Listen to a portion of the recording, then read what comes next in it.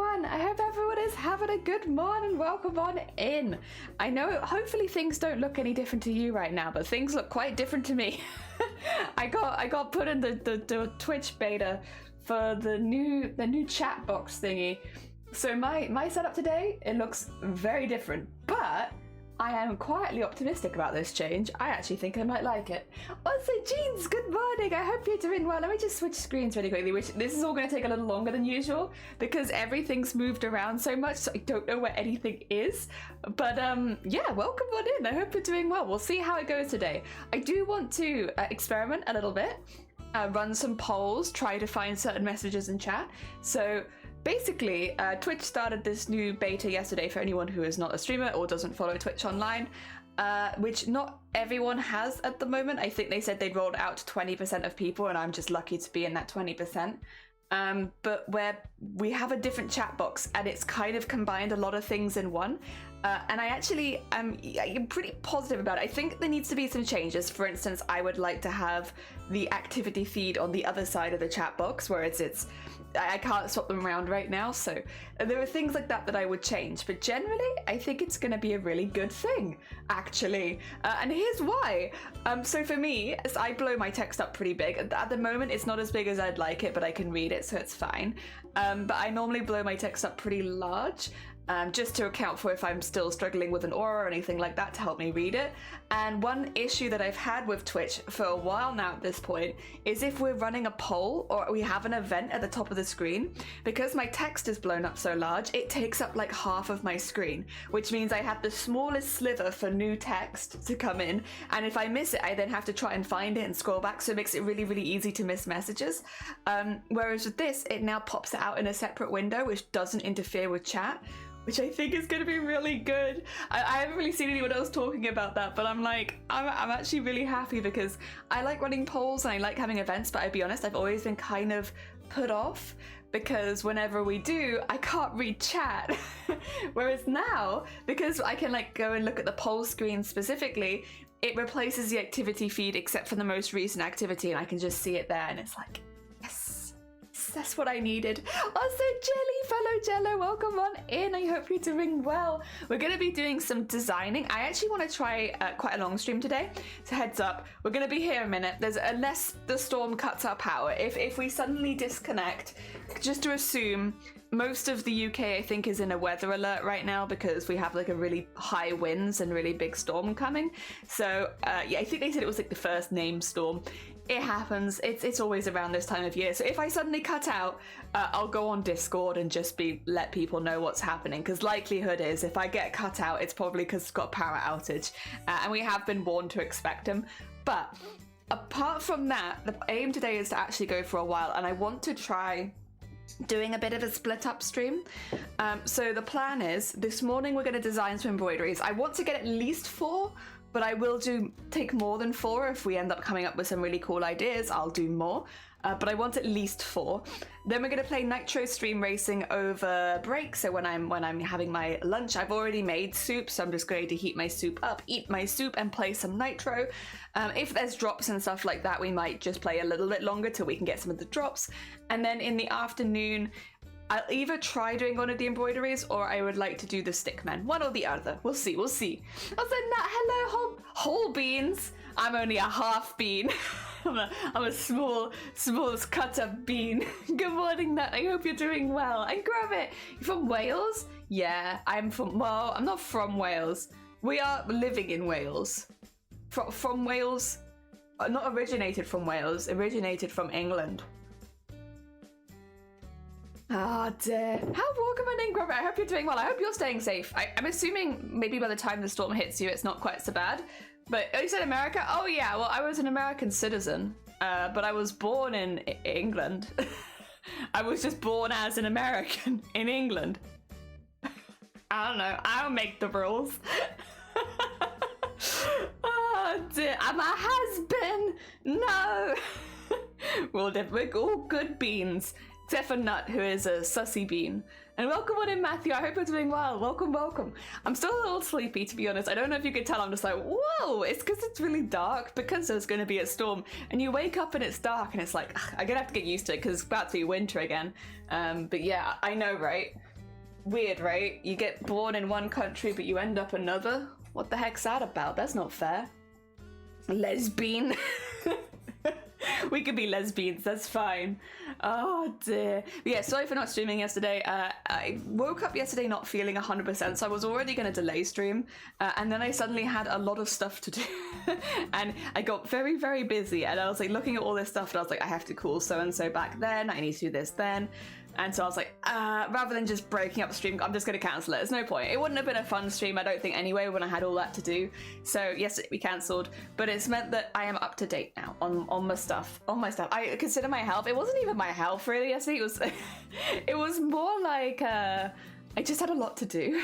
I just had a lot to do very suddenly. And I was like, I could stream and then take a break and take a phone call and then come back and then take another break and take another phone call. But it's like, I feel like that's not a very relaxing stream. Like, if it were my job, sure, maybe, but like, it's not. It ain't my job to be doing that. So I figured I'd just swap it to today. I did want to do the designing though, so I'm still doing that. We're still doing it today.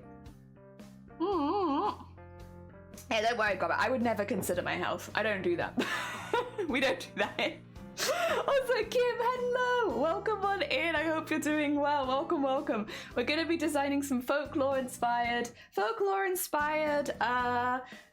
embroidery. For anyone who's not seen the embroideries, I only have one to show because the rest of them are boxed up to avoid dust. But we make stuff like this for funsies, and I want to make some folklore-inspired ones because I want to make some Christmas stuff. Not right now because it is still a while away from Christmas, but you know, we design ahead so that I can go purchase the threads and get the correct hoop sizes and then do that. That's the plan. Nice to meet you. Oh, bless you. Welcome on in. You're a Merkala? Welcome on in. I'm sorry if I'm butchering it. I hope you're doing good though. Welcome, welcome. I mean, I often stop my job for a personal call or 14. Yeah, it'd be like the opposite. Or no, I guess I stop my personal for a job for... You know, it would be the opposite because it wouldn't be like a nice call. It'd just be like a, I'm on hold again. Can I put you back on hold? Yes, you can put me back on hold. Let's go. Oh dear. Good morning. I hope you're doing well. Welcome, welcome. Oh yeah, the stuff you eat. I know you don't consider your health. I have soup for lunch. I'm being good. I want a jelly. Thank you. That's so cool. Thank you. Yeah, no, we do embroideries. We also make cosplays. That one is a big work in progress. I do want to work on that a little bit more, so I might schedule some streams in to do more on that because I miss it. I miss it. Nice. I'm doing well, but I only have 20 minutes left until work. Oh, I hope at the very least the work goes well for you. Yeah, I hope it goes quickly and it's not too stressful. Jelly's still learning English. It's my only language. I'm still learning. Merkala with stress on the cat. Oh, Merkala. Yeah, there we go. Your first pronunciation was right. My bad. That's how it is when you're British. We try. We give it a good shot. Dear Booptober. It is only a few days till Booptober opens. For me, my campaign doesn't start until the 12th, but we're getting really, really close. For anyone who is new, Booptober is an event that I started 3 years ago. We're still running it today. And that is every October we raise money for breast cancer awareness and we spread awareness over Twitch. We have the name Booptober because boobs in October. Booptober, nice clickbait. But it's clickbait for a good cause because it gets people in and talking about breast cancer. Also, Merkala, thank you so much for the follow. I appreciate it. Dear, doing well, thanks. Prepping to fly across the world in a few hours. Go. Good luck. I hope all the flights go well. Dear, are they so long? Is it like a lot of short flights or one very, very long flight? I hope, regardless, that it's okay. I hope, bless you, with no crying babies next door and maybe like a comfortable seat.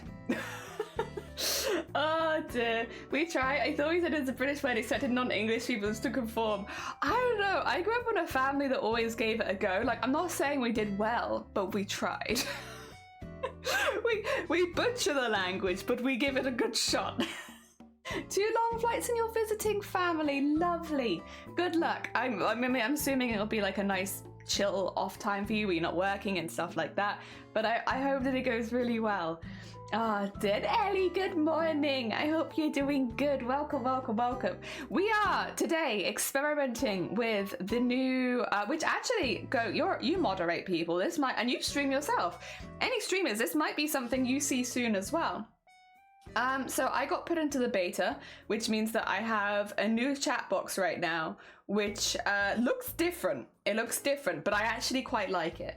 And it means that whenever we have a poll or a prediction, so like that, it pops up in a separate area, not on the top of chat for me. For you guys, it will still pop up on the top of chat, but for me, I have it somewhere else now, which means that chat's still easy to read while we have a poll going. I'm an Irish resident. I'm trying so hard not to agree and go for British slander as fine. Do not worry. Wait, literally, I get slandered by chat every day. It's what we do here. We slander me. Wait, it's not slander. Pick on? Jelly, random question. How can you say this word? Saxophonist. Saxophonist? Saxophonist. Saxophonist. Saxophonist? I think. We always give it a go. Speaks English in offensive Italian accent. That was not an Italian accent. That's literally the accent from back home. Nice. Nice. Hell yeah. Hick. Thank you. Today for October, every $1 donated to the cause gets you one entry to a giveaway where you can win your own cancer. Oh no. No, could you? No, absolutely. We are not giving away cancer. Nobody wants that. Well, nobody wants that. That's the opposite of what we want to do. Awesome, Radu. Good morning. Oh my god, welcome on in. How was your stream? Oh, bless you, Grobert. You are a star. Welcome, welcome. I hope your stream went well. I'm struggling with my keyboard. There we go. Get that in there. Oh, is that gonna work? Yeah! Welcome on in. How was your stream? I hope that it was good. Ellie, not so smelly yet. Oh my god. Elliot. Oh, have you changed to F? Are you going from Ellie to Elliot? Nice. I heard someone say it's like sax off honest. Maybe? I think it probably depends on your accent, right? To me, it almost looks like saxophonist, but I would probably say saxophonist. Oh dear, it's fine. Everyone hates England, especially English people. Exactly. Raid, unpredictable, good morning. And Radu, good morning. And Gunnar, good morning. Welcome on in. I hope your stream was good. And Vins and Bows, what were you up to? I can see you doing Cult of the Lamb. Have you got the chat integration? have you got chat making lovely decisions for you while you're live? Because chat crashed my game and I can't open my save anymore. Remember that, guys? Remember when we were getting 99 followers in the cult and you all decided to simultaneously poop? You crashed my game and I've never been able to open the file again. Remember that? Because I do. Oh dear. Childhood chaos stories. I played Cult of the Lamb. Cult of the Lamb is really fun. I had a really good time with it. I'm lucky I finished the story before chat did that. I'm not going from Ellie to Elliot. I just like adding to the... Yeah, that's fair. You add to the lore. There can be an Elliot and an Elliot. I do. Hell yeah. You're blaming us? I mean, it was your fault. So yes, that's amazing. Yeah, I was trying to get to like 100 followers. I wanted to see how many I could get. Like, we were just adding everyone, constantly buying every follower we found and making a huge cult. And then because it popped up on screen, like, do a nice thing for Jelly or do a bad thing for Jelly. And they were like, do a bad thing. And then it gave them options. And they were like, yeah, make everyone simultaneously poop. And like 100 of them simultaneously pooping, my computer couldn't handle that. That was too much. Oh, it just slowly backs out of the room, yeah. I'm gonna be careful, this is my first time playing. Don't let them poop. Well, to be fair, it was not a problem before I had like 100 of them. Until then, it was fine. So as long as you're not aiming for that, you'll be fine. It was really fun. I hope you had a good time with it. I really loved playing it. Again, I'm lucky I finished the game before they decided to do that, so I got to have the full experience. Oh, hell yeah. I want to start a cult IRL. I mean, it's probably quite expensive. I feel like you'd have to have quite a bit of money to one side to start a proper cult, because you need people to have a reason to follow you, and money talks. The Cult of the Lamb lore goes crazy, yeah. I love on... Okay. So I love on Twitter the relationship between Duolingo and Cult of the Lamb, but heads up, because Duolingo just spoiled Jujutsu Kaisen. And so I wouldn't watch it. I wouldn't go to the Duolingo website right now if you don't want spoilers. Because I woke up today and I was like, huh. Of all the people, how? Yeah, of all the people I thought would post the Jujutsu Kaisen manga spoilers, it was not Duolingo. Oh dear. I was trying to buy his hat, it says coat on the front, but it was sold out. Must have been popular. People like it. I turned with the good, bad integration, so, did you? I'm sorry to hear that. I did like it, to be fair, a lot. Like, it sometimes made things easier. A lot of the time it did make quite funny. I hope that it fixes itself. Maybe it's having an update or something, I don't know. Have you played the DLC? I have not, because I would have to start again. Also, Schleeves, good morning. I hope you're doing well. You can start a cult in the USA by incorporating as a church and just run with it. Oh, okay. Oh, there you go. Do that then. So you might have to move to the USA, but you could try. Want to join my cult? We hate Mondays and we eat lasagna. It does sound pretty good. It does sound pretty good. Duo, that's being kind of a problem. I know, right? Yeah, like I woke up this morning and I was like, what the heck, Duolingo? I don't remember if they I wonder if they've taken it down. 2 seconds. I'm going to go look at Duolingo. Because, yeah, this morning was like, what? Lingo. Duolingo. Doop-a-dub-bub. Yeah, it's still there. Oh my god. Oh, they doubled down. You know, okay. I kind of love the sass though. So they post they like retweeted someone of like predictions for Jujutsu Kaisen, and they've posted a picture of like a readaptation of the manga panel that a lot of people are spoiling with Duolingo in it, and then underneath they're like, if only y'all could read the latest issue without having to translate it. Oh my god, Duolingo it's intense. Well, like Duolingo, you're right. How dare they? How dare have that hat one day? You will. Also, Duo has the owl, canonically has a child. Do they? A baby? Nice. We like that. Anyway, I'm actually in work. Oh no, you're fine. Ricardo, take care of yourself. Thank you for popping by. Thank you. Yeah, we're having a bit of a chat, but I'll get to designing. I was asked if I had any plans for the fall to be made to rest in also. Not the fall of civilization. I think I'd be the same. Cthulhu, good morning. Leader is a lazy orange cat. That sounds pretty good. My friend uses Duo and she also sends me screenshots of the very out-of-pocket sentences and has a chat. I hate the alphabet spaghetti wrong chat. I'd never see. That's someone else being suspicious because I'd never do that to spaghetti. That's baller. Yeah. Oh no, you're fine. Sorry, right. I should have said earlier. Yeah, you need to go look after yourself. You need to walk your dog. You go walk your dog. Thank you so much for the raid, but yeah, completely understand. And I'm glad you had a good time with the game. It was with the smiley sponge. Takeda, good morning. I hope you're doing well. Welcome on in. Okay. I'm getting little pop-ups. That's fair. So yeah. Anyone popping in, we have a new chat box at the moment, and the reason is because Twitch is running some betas for different layouts, and we got put in one of them, so I figured, well, if I'm gonna have to reset things up anyway, I might as well give it a go. It does mean we're probably gonna run a lot of polls today because I want to test it out. What's really, really good actually, and for anyone who moderates in here, this is actually probably a really good update. There's a button at the top of my chat that says moderator, and it says how many moderator chats I've had. So far, because of Nightbot, I've had 10. And if I click that, it highlights all of the moderator chat. So basically, it's like you have a mod chat as well as your regular chat. So you can see both at the same time. So I can see what the mods are posting alongside what everyone else is posting separately, which really keeps the mod stuff nice and highlighted. So I'm a lot less likely to miss mod comments. I like it. I'm very happy with that one. Also, thank you for the hydrate. Well, Booptober, it's not even October. Am I in the future? Booptober is charity event that we run here that we still have sign-ups open for if you would like to sign up. So that's why it's in the title, because exclamation mark Booptober. If you want to raise money for breast cancer awareness, if you want to spread awareness for breast cancer awareness month is October. Boobs in October, Booptober. Oh dear. Mod view is annoying. I don't like mod view either. I barely use it. I much prefer what they've done on my OBS than I do with mod view. Hate it. Not for me either. And thank you for the hydrate. Also, I put it in the Discord, but people here don't know. We do have a new friend on the Booptober team. Obviously, they're joining a bit late. That's on me as well, because I've only just invited them.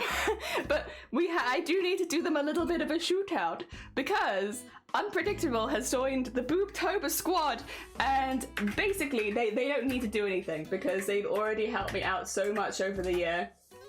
They already helped me out so much over the year that they've been helping for months. They've not been a member of staff. They've just been helping. Like when we've had tech issues, they've given me little screenshots. They've helped me out. I've obviously got back to them. They've been helping a lot, and they've also been sharing Booptober like nothing else. So I was talking to the other mod squad about it, and they were like, we were kind of like, well, they've already done all of this stuff. The likelihood is that all of the people Unpredictable has invited will likely go to Unpredictable before any of us. Why not just have them in there behind the scenes? They're already basically doing the stuff that we're doing. And so now they are in. Hell yeah. So thank you so much, Unpredictable, for all of the help. All of the help over the last few months. And for joining the team.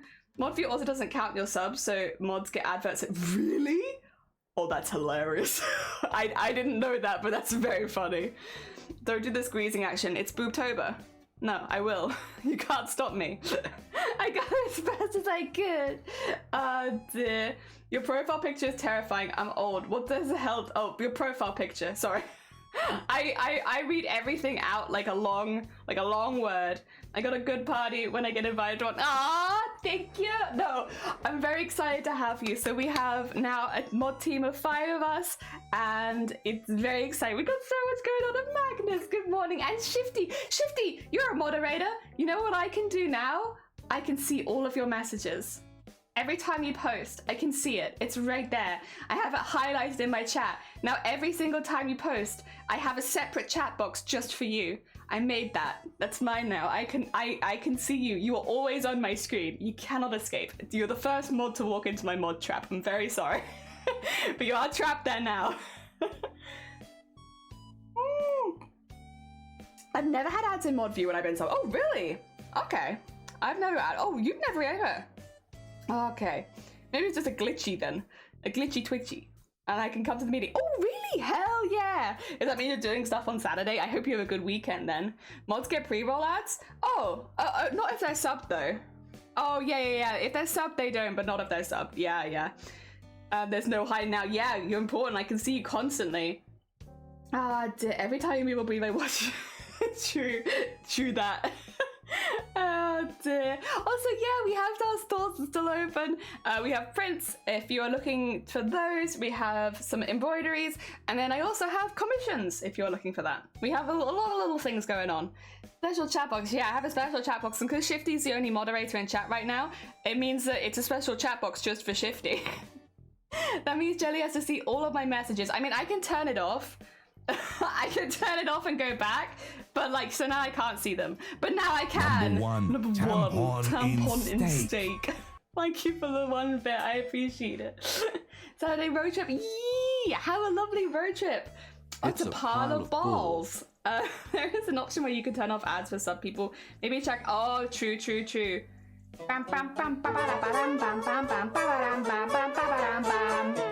Oh, that's another one. Oh God, we're eating good today. Number one, tampon in steak. Thank you for the bits, everyone. I appreciate it. But yeah, so I'm doing that today. We're gonna have some polls running. Number 14, human skin. Was there a 13? I don't. Chaos. Yeah, there is. Mom said it's my turn to kill I always chaos. forget that one exists. Thank you for the bit. I appreciate it. Fun fact, I no longer get ads even if I'm not subbed and the streamer activates ads. Do you have Twitch Turbo? Because I have heard that is if you're like zooming around a lot. I've considered it because I personally scoot around a lot on Twitch throughout the day. The thing is though, I'm watching so many speedruns at the moment. It's like once I'm in, and none of them run, like speedruns don't, well some of them probably do, but a lot of the ones I watch, they only do the pre-roll. So once you're in there, which makes sense because once you're in a run, you kind of want to watch it from start to finish. So yeah, I've never really had an issue with it, but maybe if I stop watching as many speedruns. You don't have it. I thought I was going nuts when I heard tampons. Possibly weird follow alerts. Yeah, it's like basically it was my goal, and I'm not there yet. So don't test it because I don't want you to waste your bits. But eventually, by the end of the year, I want to have a different sound for every bit leading up to 100, just for stupidness. That's a pretty mug. Thank you. Yeah, it's nice, isn't it? We have a couple of these. We have this, and we have like a bluer version of this same one. I like them very much. They're very cool. Oh yeah, maybe I'm going insane. You're not going insane, they're bits. It's 1 bit is a tampon and a steak. I contemplated getting it, yeah. I like that mug. It was a gift. I like it as well. Bit alerts, yeah. Because the follower ones are the splash. We keep it wholesome for followers because they're just coming in for the first time all the time. And we don't want them to come into like tampon and steak. So we keep it chill. And then people that have been here a bit longer will start to learn the numbers that I've already filled in, the numbers that I haven't, and then they'll do that. So yes. Ease them in without the trauma. Ease them in with 0 trauma. Also, I'm gonna switch us to the screen. There you go. I might need to zoom in a little bit is what I'm thinking though, because the paper looks quite, I mean, we can do a big design. I probably would fold it though and make it like more of a squarish shape, because squares, embroidery hoops being a circle kind of makes sense. Whatever we do, I probably will have to size it down. I do this quite often. I'll do like a first kind of sketch and then I'll have to size it down and then I re-sketch it with any changes I have to make. I did this with the garnet sketch, which I haven't embroidered yet, but this was my initial one and this is the one that I'll end up embroidering. So you make some changes where like, I didn't like the eyes. I thought they looked a little too childlike. So I scaled down. I didn't like what was going on with the front, so I turned it into just the closed coat. Stuff like that. So that's pretty on it. Like we do that a lot. So what we'll probably do is draw something here as a base idea, and then I'll probably scale it down and then refine any details. And some of them I do in one go, some of them take a few. Oh dear. Thank you for the generous donation of Piss. I appreciate it. We're nearly at 200. Oh my god. Also, Sarah, good morning. I hope you've been well. Welcome, welcome. We've got a broken character, but a character nonetheless. And Sparktus, good morning. I thought this was a finished piece, like one of those modern art pieces. I mean, I am a modern art piece, but this work is not. Do we want to zoom in a little bit, maybe? It's a bit difficult, but I think I can manage it. Where is my camera though? Okay, this is gonna get really confusing because everything's in a different spot to where it normally is for me. If is that better? Do we like that more? I can have it more closer to me as well, like that. I think that's a little easier to see what I'm doing, right? I don't know if it's like skewed the quality of the camera, but I still think it's slightly easier. Ah, dear. Those two are getting Red Riding Hood postcard. Eaten. Oh god. Oh dear. Should get the wolf a banana? Oh my god. If the wolf eats your grandma, give that wolf a banana. Give that wolf, I want your grandma. Yum yum. Yeah. But it's been like 2 years. I still remember it. Help. I have brain rot from Eurovision. Please save me. Also, Sparktus, thank you for the luck. So we're going to be doing some folklore inspired stuff. I did write some lists of like stuff that I was interested in. Okay, so I'm going a little bit Christmassy themed because I'm thinking a lot of these embroideries I might do around Christmas. I might not. So I'm going vague just in case I don't do them around Christmas. But some of them, yeah. Oh dear, I'm gonna have this something. Oh bless you.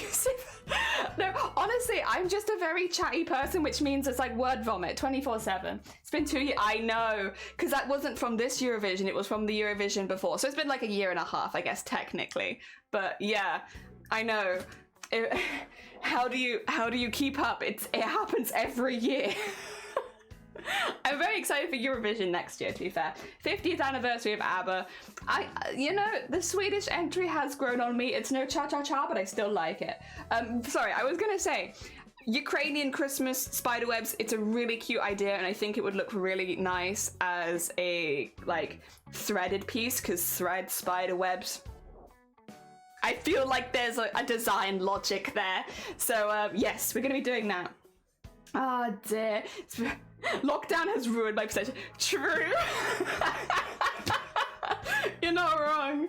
Life has ruined my perception of time. Also that, I thought it was still 2010. I mean, it can be. In your heart, it is 2010. Eurovision is timeless. I love Eurovision. I love it so much. I really enjoyed what we did on the Discord this year, though. Rather than having it live on Twitch, just having everyone, like, it was just nice. Like, we did the semi-finals, we did a watch-along and the finals, so we did 3 watch-alongs for Eurovision this year. I don't do the chatting ones because I'm just like, I don't really care so much about that. I like the performances, but because technically Eurovision runs for like a whole week, but I just watch the semis and the main. Also, thank you so much for the follow. It's very heckin' kind of you. What's time perception? What is time perception, and do you really need it? All right, so basically I wanted to start with the folklore, which is, again, looking a little bit more Christmassy, but maybe not, we'll see. And I read this cute one from Ukraine where there is a folklore if there's like spider webs for Christmas decorations. I think the idea is that there was an old lady who couldn't decorate her house for Christmas, and so the spiders got together and made her Christmas decorations like out of spider webs. So they like draped them all over, and so spider webs are seen as like a good sign of good fortune. So having like the Christmas decorations and then having them covered in spider webs is actually a good thing, not a bad thing, because it's the spiders helping you decorate for Christmas, which I thought was really cute. I like that. Out of all the folklore I was reading, especially considering that last stream we had like the skin pants that like slowly assimilate to your friend. Oh, like, no, slowly assimilate to your legs, but they have to be given from a friend, and then your scrotum fills up with gold. Like, considering that that's where we were was, like, folklore last time, I think that this is, like, a little bit more wholesome and a bit more close to, like, what I'd actually like to embroider, because I don't want to embroider the skin suit, no offense. It was a great idea. Not for me. Does anyone really have it? No. No. Not at all. Oh dear. I only follow the ones that truly confuse me. I don't think we do anything that confusing here, to be fair. We make cosplays, we make embroideries, we raise money for boobs. We are big boob protectors here. Big boobs, small boobs, man boobs, woman boobs, non-binary boob. We like all boobs. All boobs are protected in this space. We have a safe space for boobs and pretty much nothing else. Oh dear, that's not the golden shower I've seen. Yeah, it's like I don't remember who. If anyone wants to claim this folklore, you take it, because I can't remember whose it was. But it's basically like, if a friend dies and offers you their skin, you can take the leg skin and make a pair of skin trousers out of it, and you just keep all the skin in the same place. You have to wear it against your bare skin, and then over time the skin will slowly assimilate into your skin, and you got to put a gold coin in the scrotum, and then over time it will multiply and you'll have like a bag full of gold, and it's basically like an endless gold hack. But the skin has to be given willingly from a friend. I'm going to assume it has to be from a male friend, considering that it has a scrotum. I think that might be a little difficult if it's from your female friend. And yeah. Oh dear. So I was basically trying to eat her and get... No, they're not trying to gaslight her! They're not trying to gaslight her, they're being sweet! And thank you for my boob quote. Good point, Shifty. How big would you want your boobs to be? Actually, a good point. Shifty, how big would you want your boobs to be? You know, if everyone could have whatever boobs they wanted, how big would you go? Would you go really big? Because there are downsides to big as well. Like, don't get me wrong, it'd be fun. It'd be fun to have a massive pair of tits, but also, you know, longevity of it. Those tits aren't going to stay perky forever. Like, bras are going to be more expensive. Back pain's a thing, depending on how tall you are. They make you quite top heavy. So, how big would you go? Oh dear, I think personally, and this is purely from a cosplay perspective, I'd have them chopped off, and then I'd just make myself a couple of fake pairs, because that way if I need to do a cosplay, I would have to get bigger ones anyway, and then if I wasn't doing a cosplay, I don't have to deal with boobs, so I'd probably go very small, personally. And then just make some fake ones, and wear them when I want to for like special occasions and stuff. Jelly really doesn't want to sew the skin suit they've sewed, so I know, I've made so many skin suits. I don't want to make another one. Also, thank you for the clip. It's very kind of you. Yeah, it's difficult to know where to clip in this stream. I just like them to be even. True. Would you want a mono boob? One very big boob? I think I'd go to like a B cup. Yeah, it's like, I think I'd go small, weirdly. And then just have some big tits on standby for when I wanted them, you know? I looked up on the kangaroo scrotum coin pads.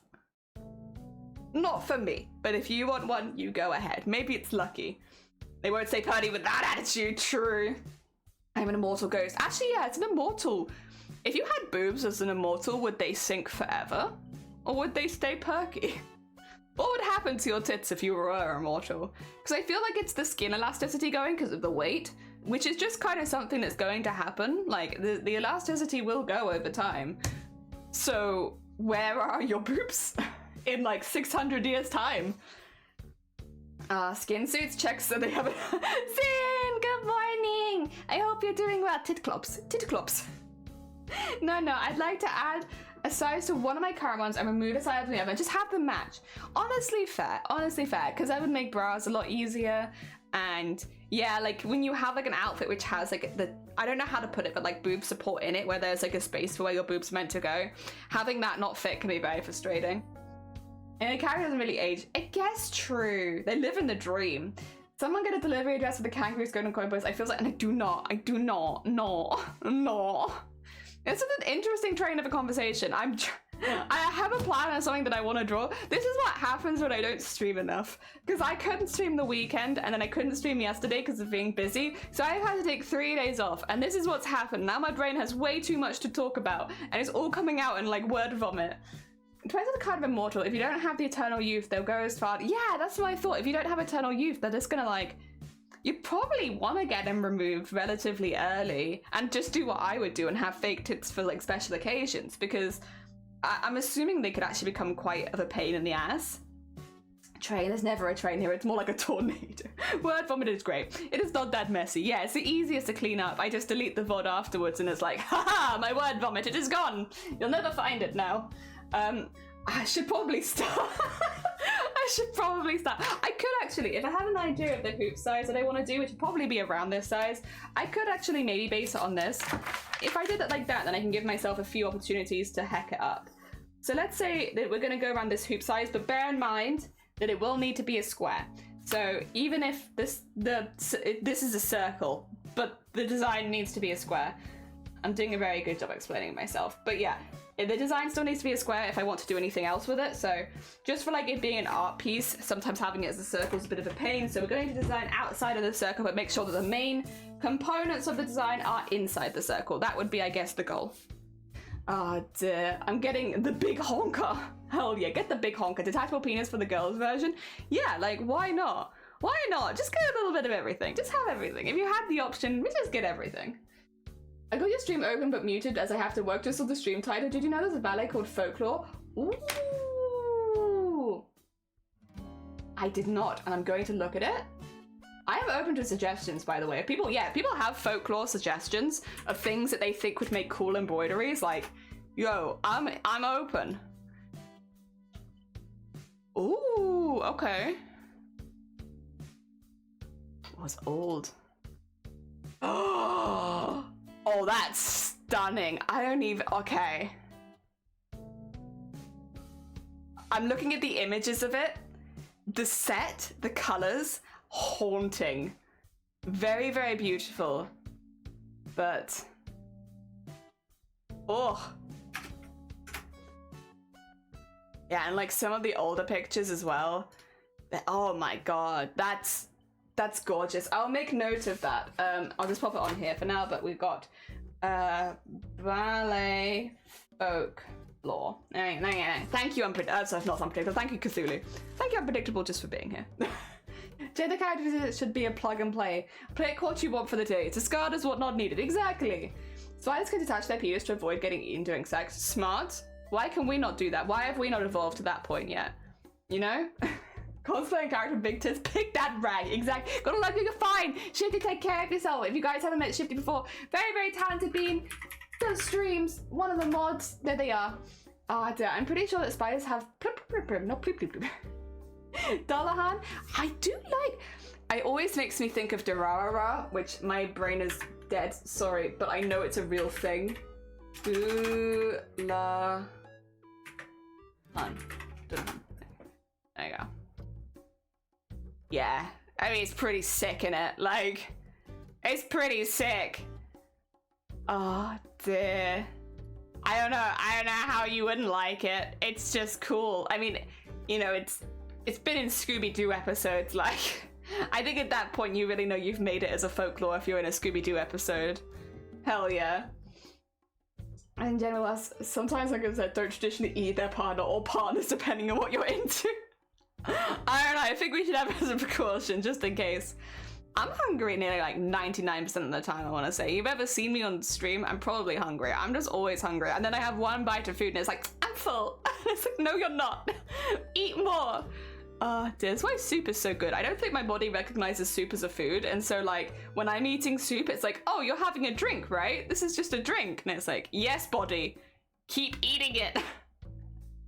Oh dear. The Doulahan is very cool. I think I would save the Doulahan though for next year because I'm not gonna have these ready for Halloween, and Doulahan for me feels a little bit more Halloween-y, and I love it, but it's just the head. It's just, you know, it's just the headless thing. It's headless. I don't know if I see the Doulahan as a festive, because I'm looking for like winter-ish vibes. And I mean, I imagine you could see it on a winter night, but it to me, it just screams more autumn and fall. I'm sorry. I fail as a Dane. I know that's like familiar about the ballet. That's really cool. It's really pretty. That's definitely like one of those things that if you saw it happening nearby that you'd go see it, right? Women should walk around with a sign that says, may each you have a sex unless you touch your penis. I can see that working well. Next stream, I'm ready. Need to make some borscht. I want to look at that now. You know, I feel like anything in a bowl, there is like an option. We could do like an embroidery. Wait, where did I put that? I had an embroidery about. Did I put it away immediately? Yeah, this is a small one. But like you could do like pretending that this is the bowl and just have like the innards of the bowl, right? You could. And it would just be like a soup embroidery. And that would be pretty cool. So I'm looking at borscht. Oh, it's this. Is this the thing with fish in it? Where it's like fish and beetroot and stuff? Or is that something else? No, maybe this isn't the fish and beetroot thing. Because this looks kind of fruity. What am I thinking of? What's the fish and beetroot thing? I'm sorry, I'm gonna look it up. I wanna know what's in it though. The wind is howling. Borscht. Oh, it is made with beetroot. Winter soup. And sour cream, yeah. Sometimes they're meat, sometimes they're not. Okay, so it's kind of like an odds and ends kind of soup with beetroot in it. Oh dear. Food embroidery series when honestly tempting. I kind of like the idea of that. We could do like ramen, but anything that has like a very distinct top-down view. Maybe like French onion soup, maybe ramen. What else is good from the top? And it's like a circle that would be in a bowl. Because that'd be the only thing would be is it needs to be in a bowl. I was gonna do folklore embroideries, but what would look good in a bowl? Let me just start. We got the ballet. Do I want to start with the ballet folklore? Or do I want to start with you? It's really pretty. God, that's stunning. My God. Damn, I want to see this now. No. Okay. I'd be stickman again. It's a beetsu, but you can do a bunch of stuff with it, like chowder. Okay. Okay. Oh no, chowder. Ice cream. Ice cream from the top. Yeah, you probably could do ice cream in a bowl, couldn't you? Chowder. I don't think I've never had chowder before. I've heard of chowder. Chowder. And I think I'd like it because I like fish. So like, I don't see why I wouldn't like chowder. Oh, it does look nice. It does look nice. It looks very comforting. I think it's because it's beige. Haggis, not really in a bowl. Haggis, I see more as like a statement piece. Cereal. I could do cereal. That's my favorite soup is cereal. Oh dear. Cake in a bowl. No, not cake. I don't think that. I'm gonna no. I don't. Cake is one of those things where, same as haggis, they're set pieces. There's some serious soup. Oh dear. Do I want to do this one first? The ballet folklore, or do I want to do Ukraine Christmas spider? Oh, it's so cute. Yeah, so what I will say is like, there's actually like proper Christmas decorations where they like decorate their trees with like spider webs and stuff like that. It's really cute, like really sparkly spider webs, like beautiful. Such a lovely. I like it. I think it's cool. It makes me happy. Oh dear. Went SF a few years ago, and big sourdough bowl of seafood chowder on a cold evening was epic. That sounds good. What if there's custard? Custard's alright. Apple pie. I do like apple pie, but from the top down, I don't think so. They're not. It's like there needs to be a visual strikingness about it. Apple pie is beige. Oh, dude, what about a tree stump? I mean, that would look cool. I wouldn't eat it personally, but like, it would look cool. Again, that's like kind of the idea. Is like, that's a very visually piece. Do spiders sugar plum fairies? That is kind of cute actually. Like, give them little wings and stuff. I was thinking I might have like a tree as the centerpiece. So if I'll start doing some vague sketching. So one thing that you'll notice that I do a lot of is I'll do like a lot of weird angular straight lines when I'm drawing, because that's what it will look like when it's embroidered, unless I do a lot of really small stitches. Circles and like things going around corners are just a little bit hard to do.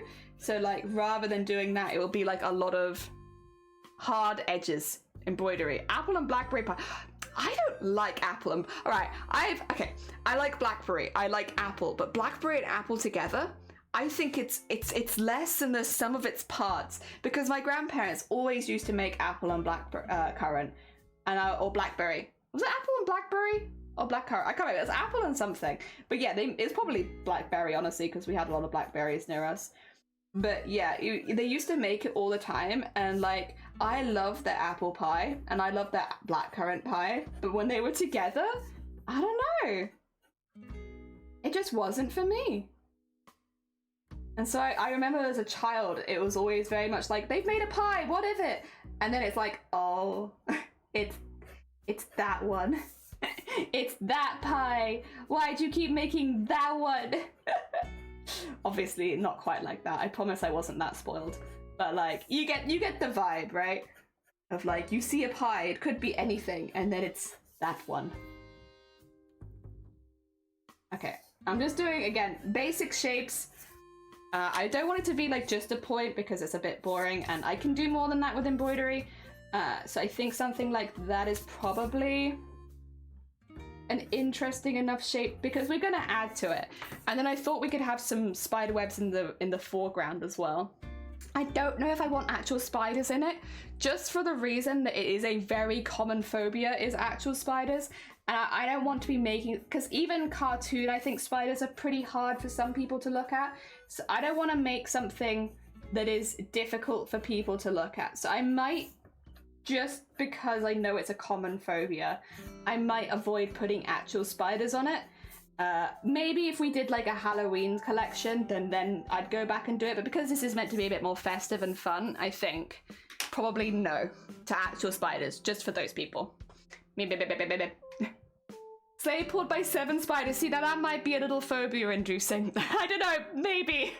I don't have a spider phobia. Tree stump cauldron. Oh, cauldron would actually be like a really good shout for like just like a bubbling with bones and fish in it or something. Dear. Spaghetti and meatballs. Spaghetti and meatballs would probably work. I don't know how hyped I am to do spaghetti is the only thing, because spaghetti is very curly-whirly and that's kind of hard for embroidery. So it's not like it's a bad idea, I just don't know if embroidery is the medium for it. Brandy tart. I mean, what the heck? Oh, for the win. Brandy tart. What? Raspberry and custard? I don't know if I've ever had a raspberry pie, you know? Oh, how would I even go about? I think I would want... have like some little tree stumpy bits. And then maybe I'd have to have the hoop a little higher up. I might assume the hoop comes up to here instead. So it's like the top of the tree. Because yeah, I want to put something on top. Maybe like a spider web. Like a cute one. Shining out. Thank you, spiders. Very cool. Oh dear. Maybe like, yeah, I don't remember what a spider web looks like, but I think I can probably work it out, right? Where it's like, yeah. And then, whomp, whomp, whomp, whomp, whomp, whomp. Yeah, I think I've doodled enough spider webs on like my homework that I kind of get the idea. It probably would be a little bit more random than this because I don't think it's a realistic spider web, but for like the idea, this is an idea stage. Having something like this on top. Do velvet worm putting it in webbing on the tree. Ah, I don't know if that's though. Is that a folklore that people do? Because spider webs is a folklore, but is velvet worm a folklore? It could become one, I guess. Not sure why I shouted out, but thanks. I did it. What about the sleigh pulled by a jellyfish? They're lazy. Like, there's no way. You would not catch a jellyfish doing that. Also, apple and rhubarb. I do love apple and rhubarb. Again, probably not right for a top down, but I do like it. There's my local farmer market that does the best blueberry pie I've ever had. I've never had a blueberry pie, so maybe I'll have to come there and get the best. Oh dear. Katsu curry dal? Katsu curry is pretty dull. It can be, I guess. I don't know if it'd be the most obvious what it is. Okay, let's do some like pretty big spider webs. And like random, because spider webs do not conform to your whatever you want it to look like. They're gonna look like what they want it to look like. And then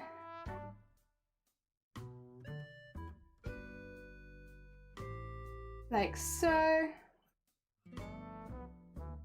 Because like real spider webs are like wacky all over the place. Like, what were you thinking? Were you drunk when you made that? Excuse me. Why is it like that? Sometimes they're really neat, but I feel like most of them, because they get like damaged, I guess, they don't stay that neat. There we go. Something like that, and then maybe have like another one here. Yeah, I think it could be cute. Ah! Excuse me. Didn't I have to try and make a blueberry pie until I get that good? Hell yeah, biblically accurate. Actually, that's a really good idea. Excuse me. Biblically accurate angel. That's gonna be the best Christmas embroidery. Okay. No pride content to go with, so I thought we were doing Halloween and Christmas. We're doing Christmas folklore. Yes, so Christmas folklore, this is a Ukrainian folklore where the spiders come at Christmas and decorate the house of an old lady. And so basically the idea is that we are doing now what they kind of do, which is decorate with spiders' webs to thank the spiders. Being like, very, very cool, thank you. So it's like, it's less of like a fear thing and more of like a, aw. So yeah, basically I think the story goes, and do correct me if I'm misunderstanding something, but that an old lady was no longer like well enough to decorate her house at Christmas, and so the spiders in her house decorated it for her and like covered everything in like spider webs and made it really pretty and sparkly and Christmas. So it's like the idea is now that you can decorate your trees with like spider webs, and it's the spiders helping you decorate for Christmas. Which I think is a really cute idea. I think it's really nice. It's just the idea of like an old lady who couldn't do it that year, and they helped out by decorating her tree for her. I think the house in general as well. Ah, dear. The other ones are creepy, are they? I call them spider webs. I call them, you call them spider webs. I call those Christmas decorations, and they're free. Do not conform to what your expectations. Leave the spider webs alone. Sorry, you're right. You're right. I am going too hard, especially since these spiders are so kindly dedicated their time to helping us decorate. I'm going to like a vague box around it because I would like also to have like some smaller spider webs just kind of, you know, hanging out in like the corners of the room, kind of like spider webs do, you know. That was not a very good spider web, but I tried. An effort was made. There we go. And just have some trailing bits, and then have like another bit here. Yeah, so I think this will look really, really cool in thread because, you know, threads and spider webs are not so different. We're not so different, you and I. We are basically the same. So I think it will look really, really cool, and it'd be a good opportunity to have some cool thread stuff going on. So if I have that along the top, it'll kind of look like streamers. I could do some tiny little black spiders, maybe like with their little legs. Like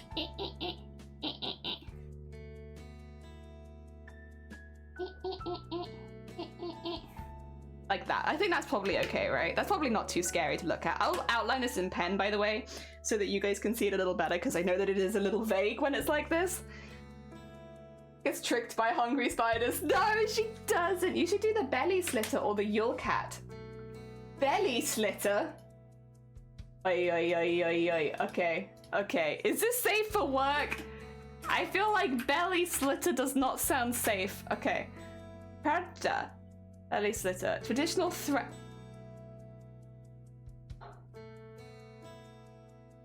Okay, okay. Germanic. Badger is a whole. What? Guardian of Beasts? 12th Day of Christmas? I don't know. It's a little scary. I think that's a little too scary. Alt Hoarder makes quaint story. I mean, it could also be that, yes. You're not wrong. Quaint story about why there are so many spiders in the house. Don't worry about it, guys. It's actually they're helping me. I paid them to do this.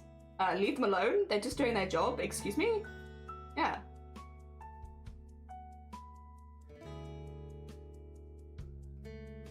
And then... there we go.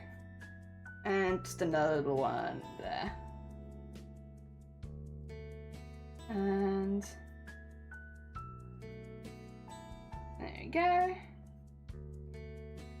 think that borders it nicely.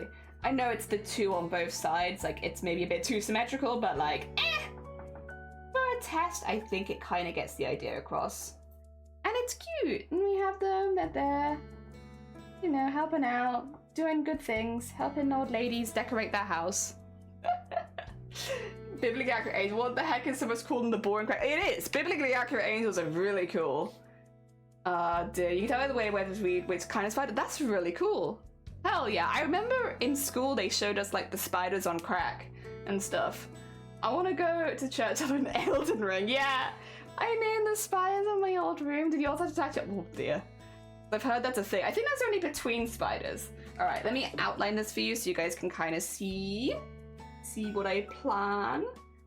So I'm thinking to do like a little pointy tree. We're going a little bit kind of abstract-y with how the tree is being designed, but that's okay. Don't worry about it, it's fine. I wasn't sure how much detail I was going to put on the tree, and it was a little bit more than I guess I thought, so it might not need to have quite that shape stuff going on, but I do think the shapes will work well with embroidery, to be fair. To me. To be fair to me, the person who designed it. There's logic here, I promise. So the square would probably end before that, but I'll go to there just to be good. And then we have the center of it like there. And then we have like that one there. We have this one here. This one to there. This one comes all the way down to there. That one goes to there. That one goes to there. There. That's to there. And then we go shum shum shum shum shum shum, and then we'll go brum brum brum brum brum brum brum. The only thing is it could be a little busy.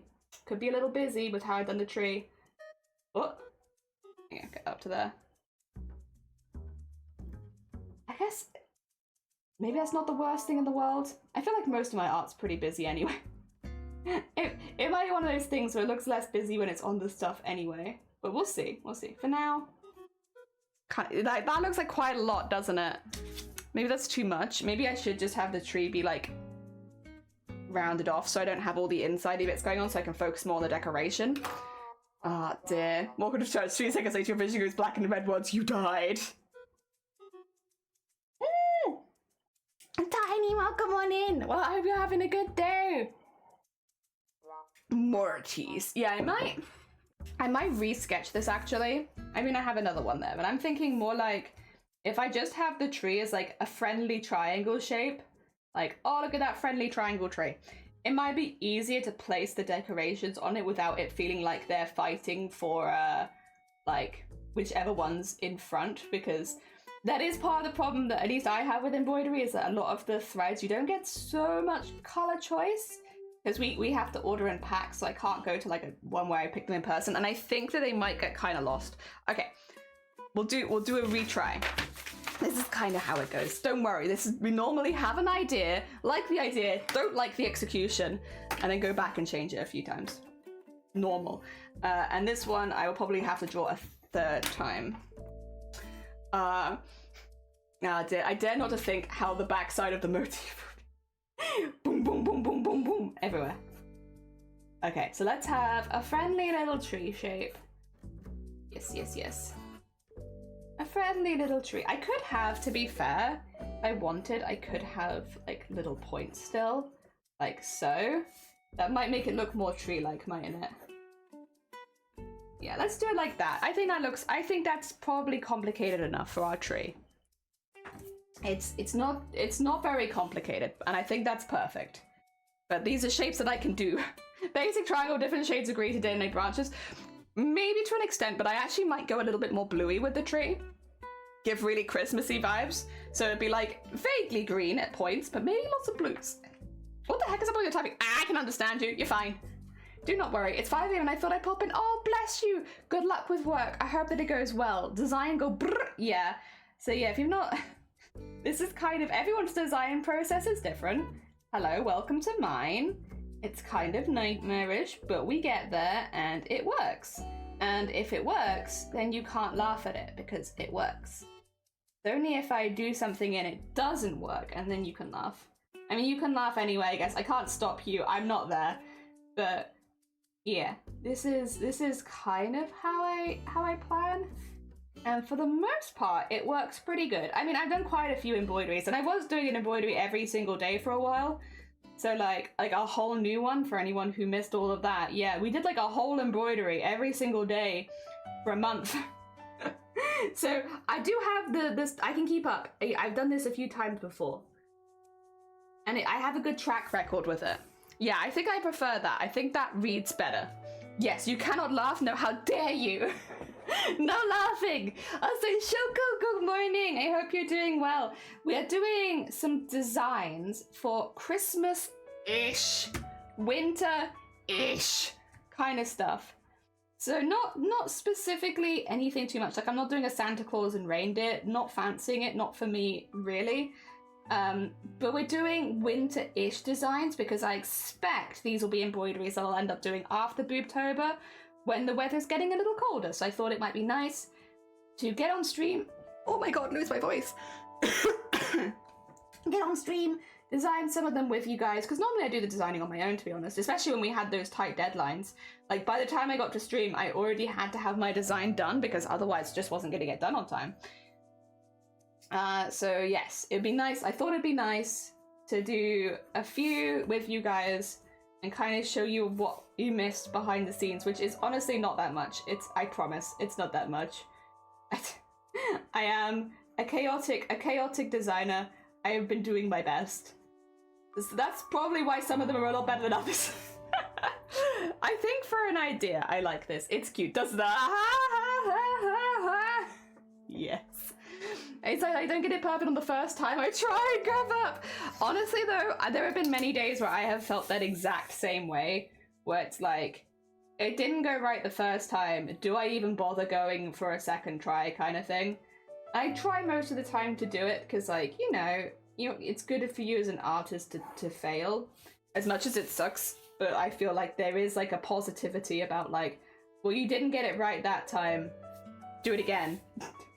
But it still sucks to be in it. Like, it's not fun. Nobody likes that. And nobody likes to feel like their art wasn't good enough. But, yes.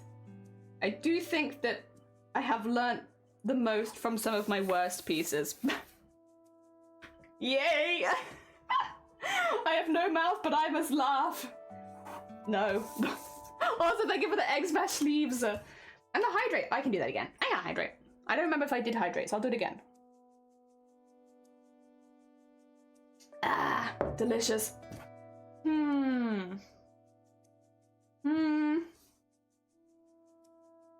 I will have Yeah, I'll do the one in the corner that I did last time, which had like one bit at least with a spider on it, like. And then one there, one there, one there, one like there, one there, and then we'll do that, and it's going to be random as heck, and that's okay. Yeah, have them a little bit more hanging-esque, because yeah, I think that looks the best. And these ones are also hanging, so like that makes sense. So just go up, and then do like that, have there, have like another one there, but not with a spider on at that time. There you go. And there you go. Sorry, I'm doing them like a little roughly because I'm just sketching with a pencil right now. I think something like that would work for like the top piece. I do kind of want to have some like little lights in there or something maybe. Like maybe instead of spiders on some of them, it could just be little lights. That'd be kind of cute. Like do little glow effects on them. Maybe? I need more Aussie Christmas card stuff. Like everything is snowing and cold, but like Christmas is like 40 degrees. Do you have any Aussie folklore? Like around Christmas? That's maybe like a little bit more summer themed? Because if it is, listen, share. Do it. You know you want to. You know you want to share that Aussie folklore with us. Share your folklore. Give. We need more. There we go. Get that there vaguely. Put a little light on there, put a little light on there. And then get that there. There you go. It's a little less symmetrical as well, which I kind of prefer. Boom, boom, boom, boom, boom, boom, boom. And then get that there. Spider hanging out there. Have a little light there. Have a little light there. A little light there. A little light there. There you go. I think that looks random enough. Nice. Dear. I got news. What is your news? And I hope that it's good. You got a smiling face, I'm going to assume. Hot sunny feature with Barbie for Aussie Xmas. Anthill? Like Christmas ants? I feel like nobody wants Christmas ants. I think that'd be pretty universal. You know what I really don't want for Christmas? Ants. Could really do without some of that. You know, Christmas is cool and all. Can we skip the ants this year? I don't really fancy that. I like this. I think this is cute. Oh dear. I just get 3D printer. Oh, did you? Hell yeah! That is exciting. How long did that take? Or was it actually a relatively easy process? Just for your sake, I hope that it was like a relatively easy process. And that it didn't take you too long. I know some of them can be a little difficult getting everything to stabilize and all that kind of stuff. I hope it wasn't too bad. Oh, you got some extra ink on there. There you go, get that off there. And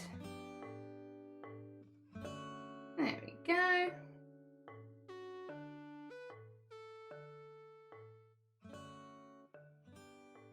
I think that looks pretty cool. And then we have our little spidery dude at the end who is not too spiderish to not actually upset anyone, because that is not my intention.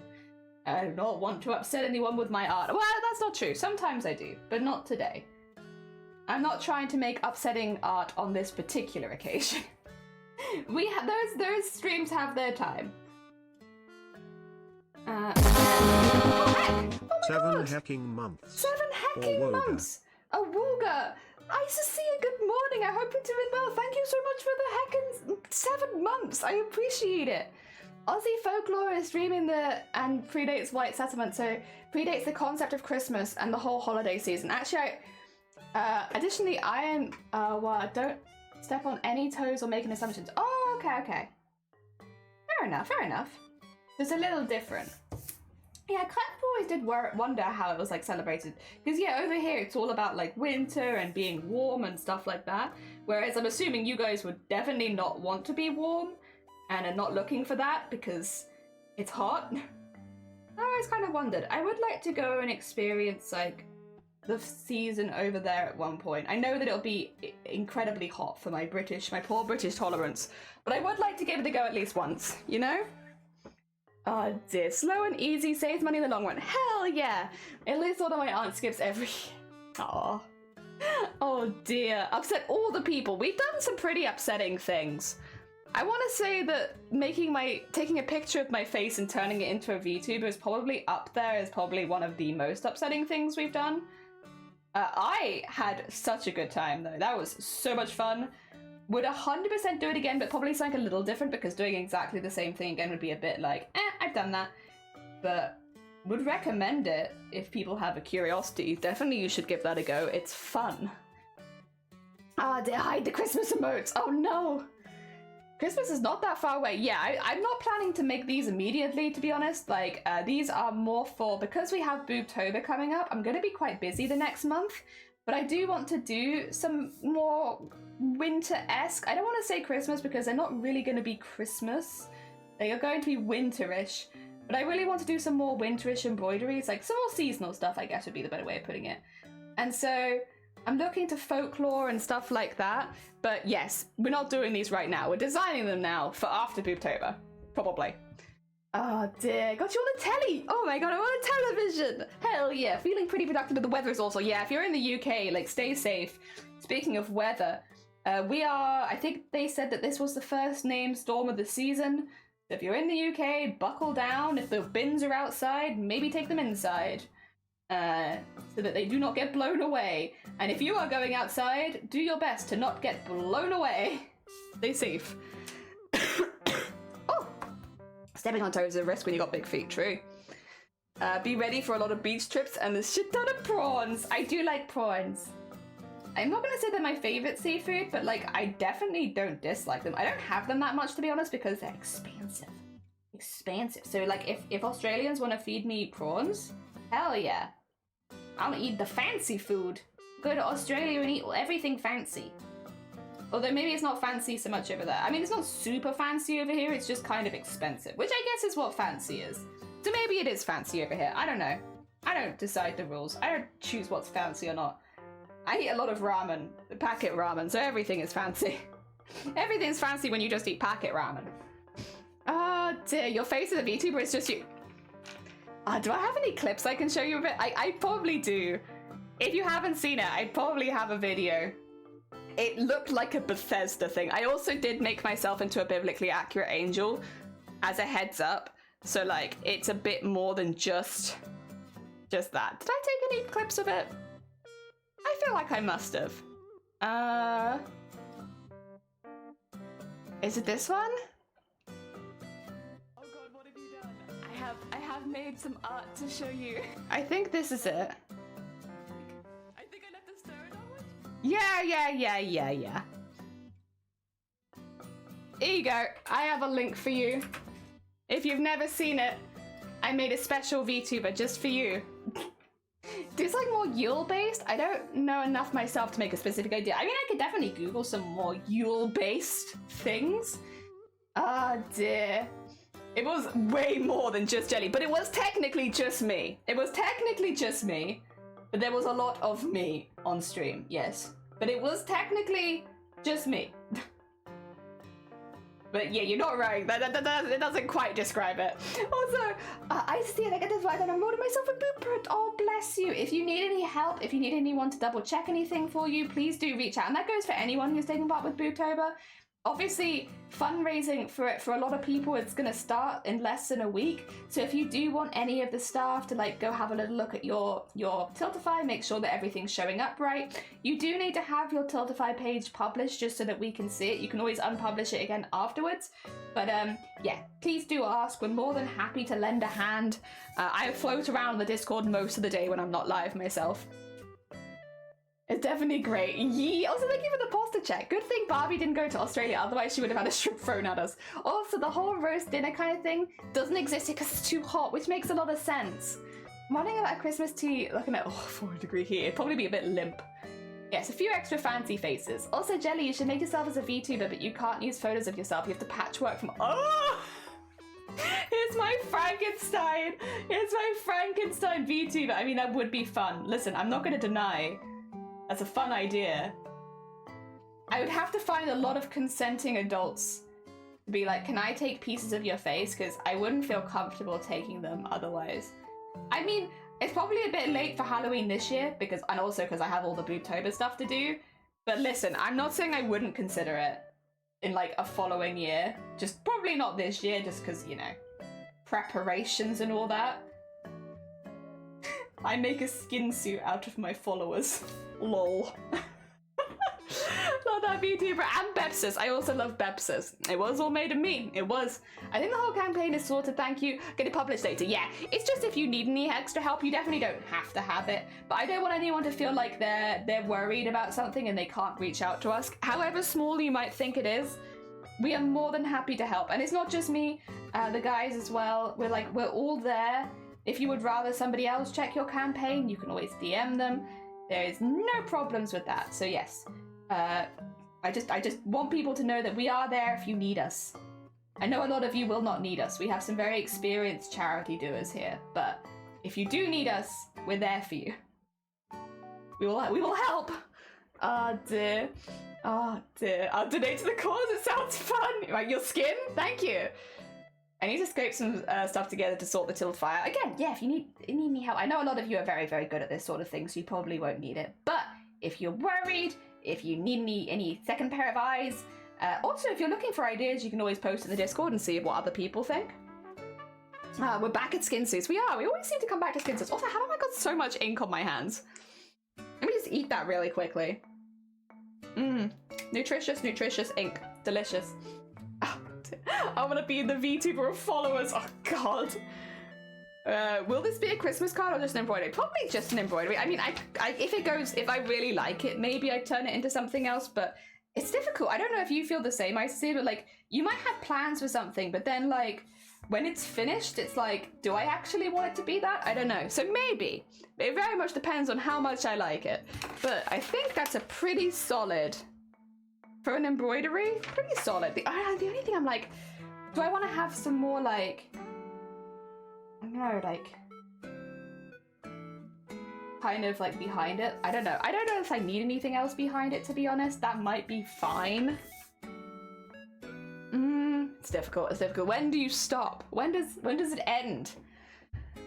I don't know. I could have like some spider webs down here, for instance, but then I also don't know if you know, there's a point where you're like, am I adding too much stuff? And that should look pretty good still inside of the hoop. You still get like a lot of stuff. We'll donate skin for the cause. Thank you. Thank you. We will need all the donations we can get. All right. I think I'll say I'm happy with that one for now. I'll pop that to one side. It's honestly like, though, you look at the first one, you're like, and look at the second one, it's like, oh, it just needed a bit of refining. Did we want to do the ballet for the second one? The ballet was Cthulhu's idea, but it was a good idea, which is the folklore ballet, which just has like a very wintry vibe, and I like that. It's, again, I'm not really looking to focus on Christmas specifically. Let me just get this picture and you'll see it, because I'd not heard of this, but apparently there's a ballet called Folklore, and it's got a vibe. That's the boobtober. I don't want to get rid of that. It's got a vibe, and I feel like it's a vibe that is quite wintry. Let's see if I can get that open for you. It's going to be in a weird place, I think. Yeah, there it is. But like, look at this. Isn't that a good vibe? Like, for winter, but not specifically Christmas. Like, I think that's stunning. Like, it is a lot. It's very, very detailed, and I would need to simplify it for an embroidery because obviously stitches are a certain size and all that kind of stuff. But like, I feel like that's so, it's so visually striking. I really like it.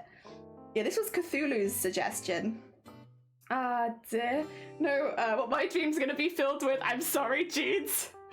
I want to be in the V2 of followers. Hell yeah, we're gonna be a skin suit. Yeah, we'll donate skin. Holiday prints. Second one seems more interesting. Yeah, I think so. It feels more put together. You could even make that embroidery. What, like this? Or the other one is going to be an embroidery.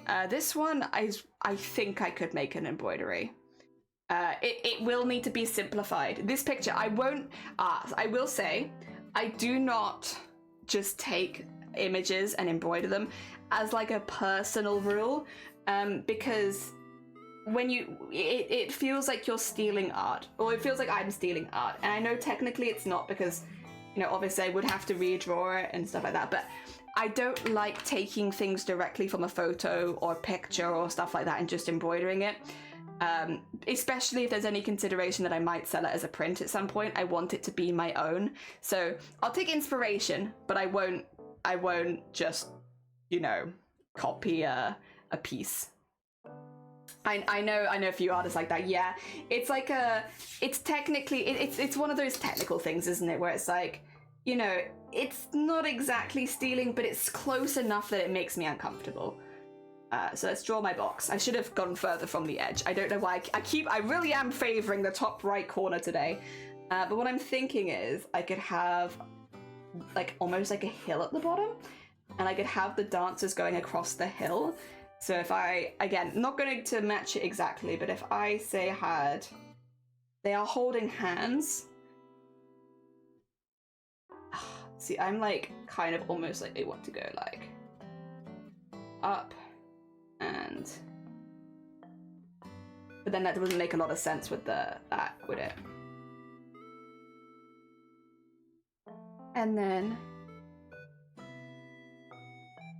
this is not a very good stickman. What am I doing? Where are my stickman abilities? I didn't give it a body.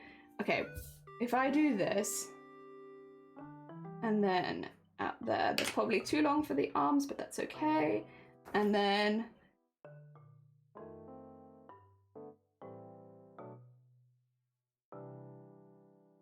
I don't know, something on the head? I kind of want something on the head.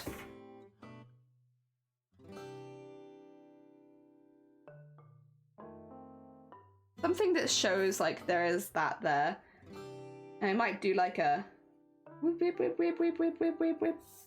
Maybe not quite so big, but like, you know what I mean. The whip, whip, whip, whip skirt that you sometimes see on performers.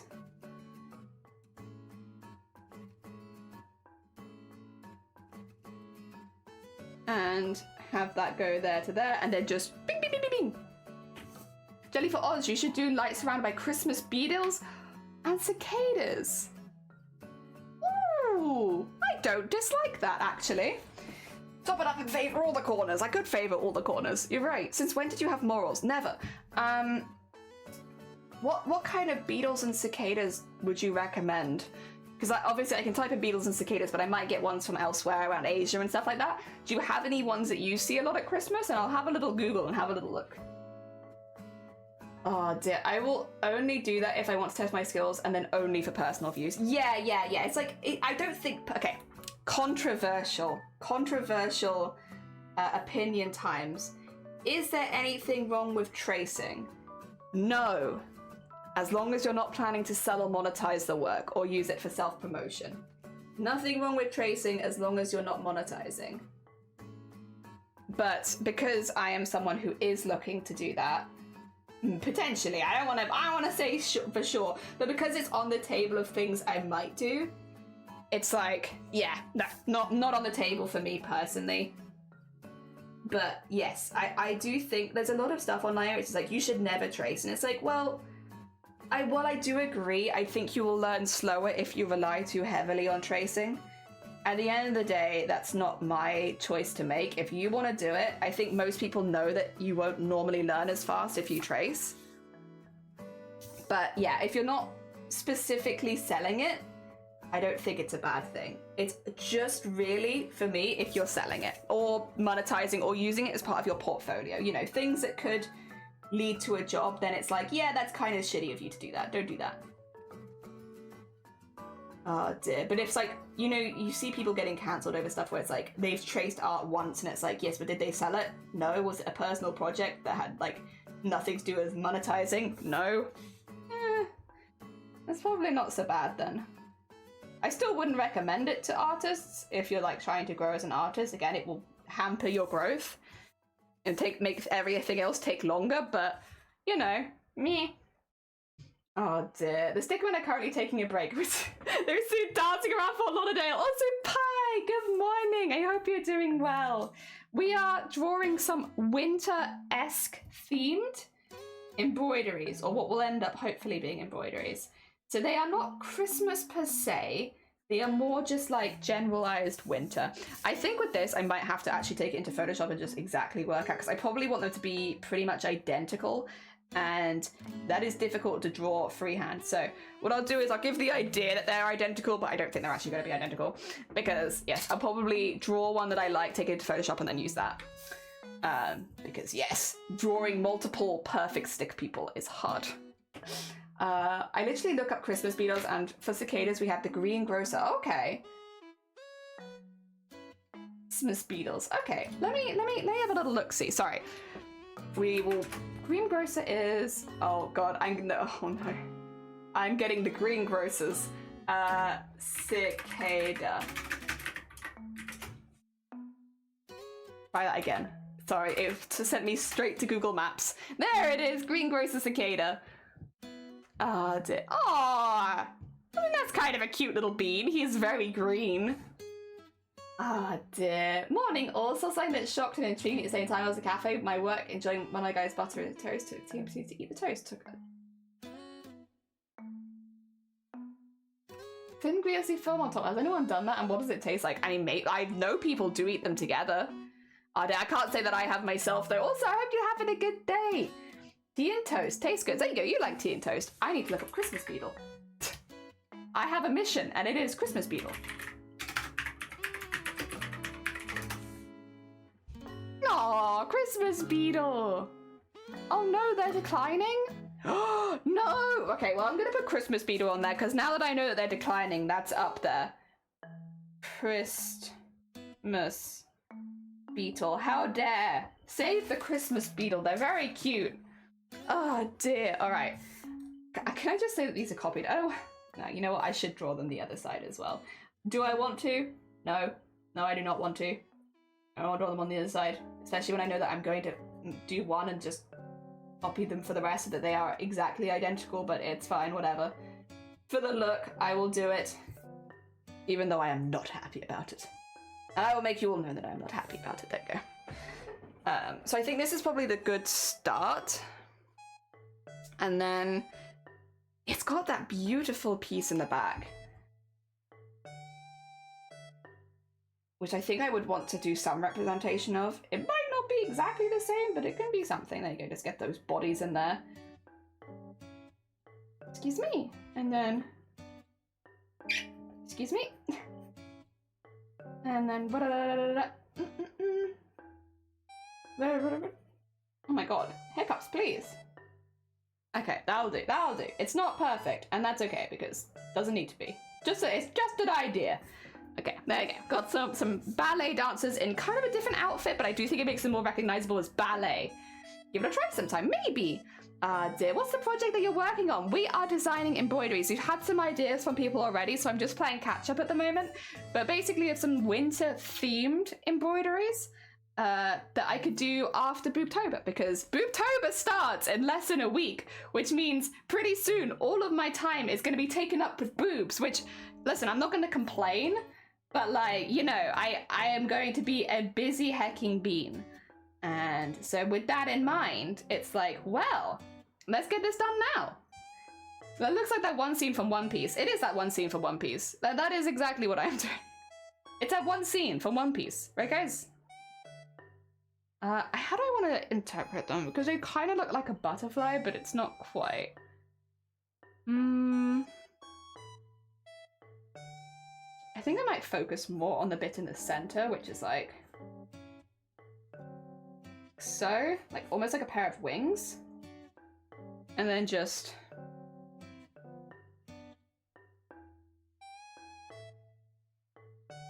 so.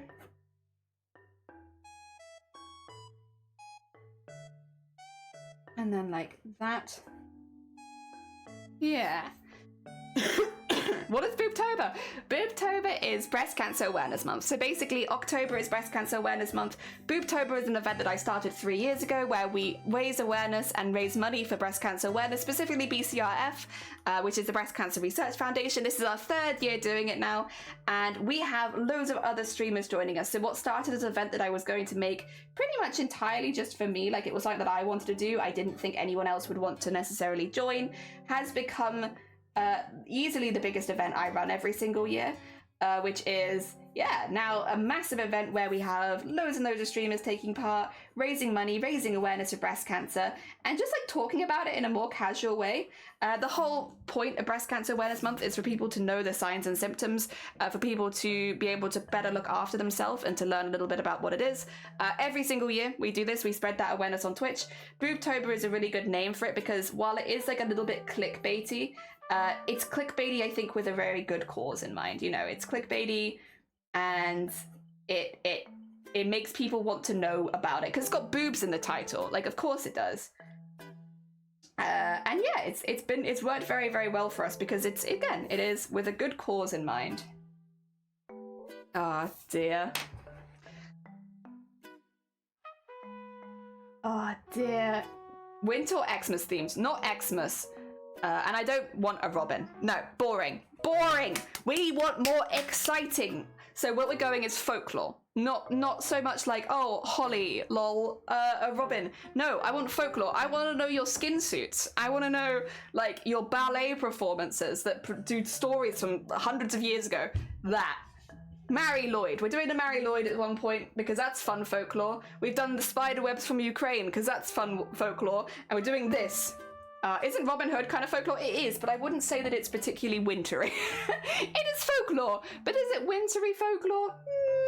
Yeah. Oh dear. This seems like nothing when it happened, but recently in an anime it turned out to be maybe a photo sighting. Oh, okay. Nice. Oh dear.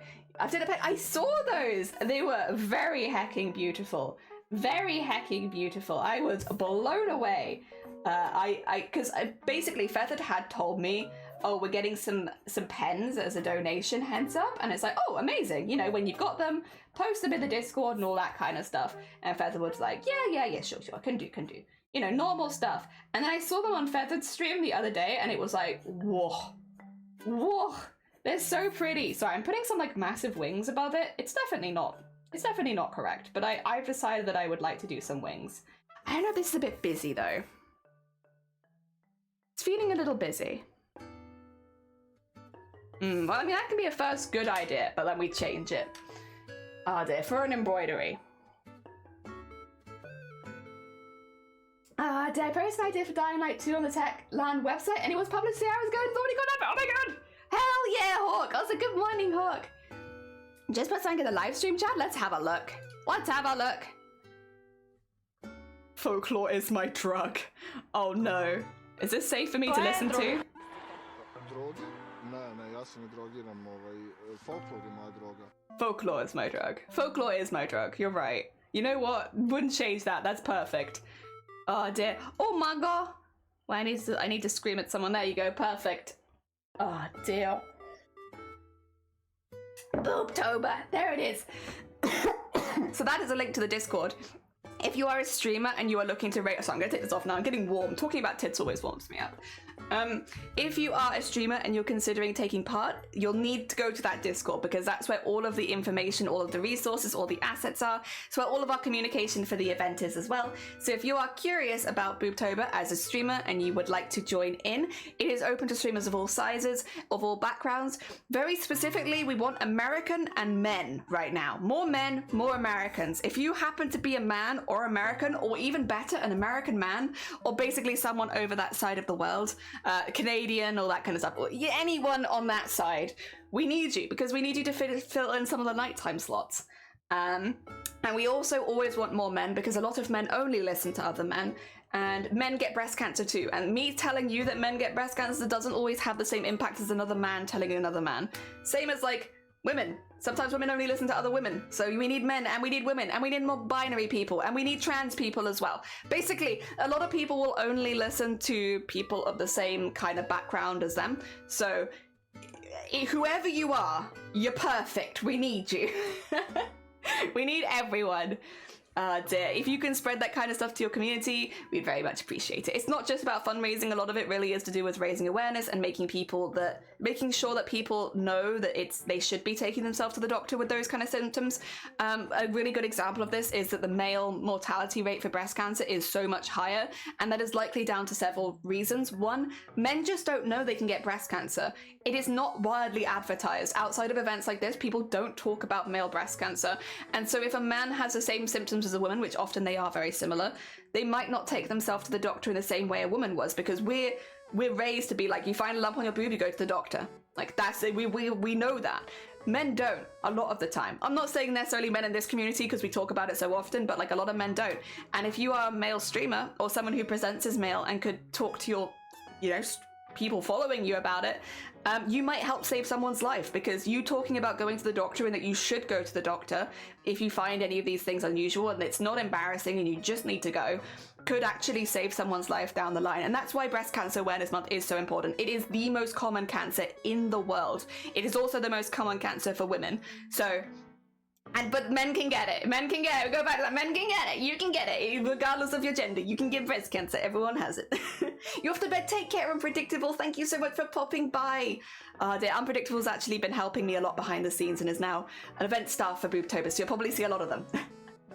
To show the dragon the phoenix pens, also Welsh winter folklore. I already have done a Mary Lloyd.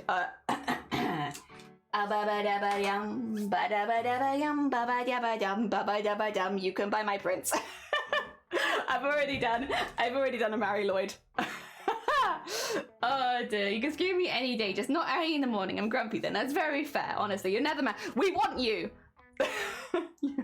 Rats of an American. We want you. If you're an American, we want you. Please. I'm a Welsh man. We want you. Cancer does not discriminate, and neither do I, regardless of who you are. We want you. It's definitely something that hits absolutely close to home. My grandmother, who's been fit as a fiddle her entire life, ignored a lump and didn't tell anyone about it for years because she didn't want to ruin a family member's birthday. And it spiraled, and she's going through treatment finally. Oh, I'm glad she's got treatment for it now, though. This is the thing, is like, there's not one type of breast cancer. The reason you want to go in early is because there are some very, very aggressive forms of breast cancer where it will spread much faster, where you just don't have the time. And thankfully, it looks like in this case that they did have a little bit more time. But yeah, that would frustrate me if I had any friends, which I have.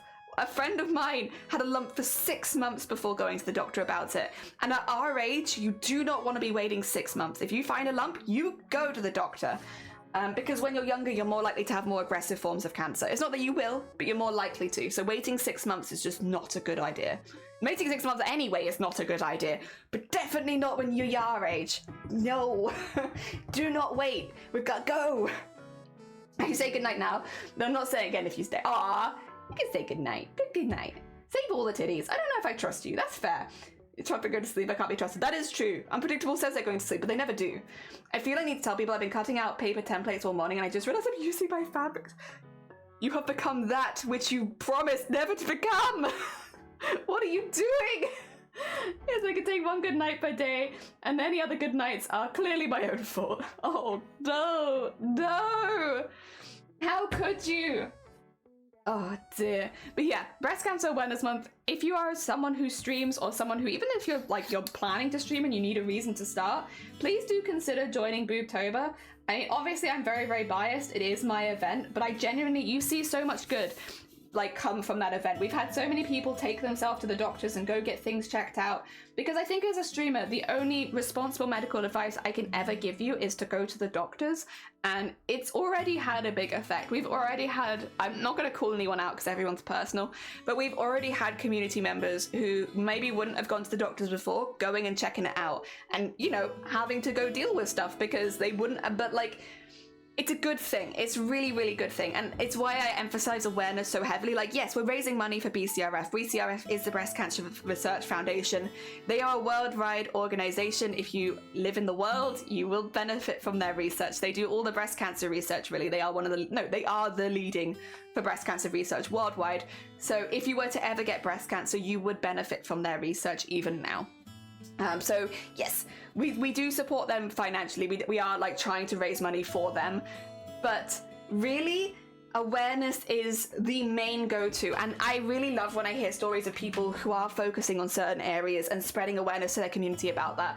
For me, I do kind of encompass a lot of things, but my main thing is if you find a lump, regardless of your age, regardless of your gender, go to the doctor, go get it checked out, go get a proper person have a little look at it and make sure that it's okay. 90% of the time, it's not going to be anything you have to worry about and it'll go away on its own.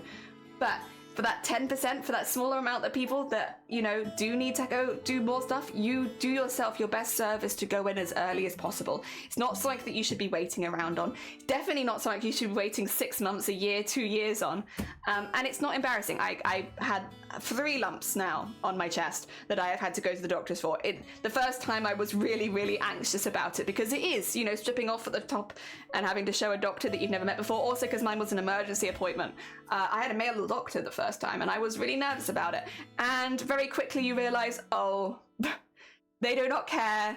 They are literally just doing their job and looking for anything more dangerous. They took it seriously, they double checked everything, and within the day I was sent home feeling a lot better about it. And that's always been my experience. I've had it 3 times now. There was one time where we did have to do some other treatments and stuff like that. I had to speak to a surgeon and stuff, but it was always very, very easy, and it was always very medical. It was not embarrassing. The only thing was that I was scared that it was something more dangerous. You know, the fear was definitely there, and I don't think that's ever going to go away. But you know, it wasn't embarrassing, it was just scary. And it was very easy. Again, they took me very seriously. I've been very lucky when I've gone in and they've rushed me through when I've needed to be rushed through. They've sent me home when I've needed to be sent home. And yeah, that's the bit that I really focus on. For men, women, non-binary, trans, it really doesn't matter. You could have had a full mastectomy. And we had that question because obviously a lot of trans men will have tissue removed from their chest as much as possible. And they could still get breast cancer because all it takes is a small amount of the tissue, which you will still have around the edge, otherwise you'd have a concave chest, right? But you'd still have some tissue there. All it takes, that can still get breast cancer. It is very unfortunate, but yeah, regardless of who you are, you can have a full mastectomy for breast cancer and still get breast cancer again. It's very unlikely, but it can still happen because there is still vestiges that tissue is still there. So really, whoever you are, whatever age you are, you can get breast cancer.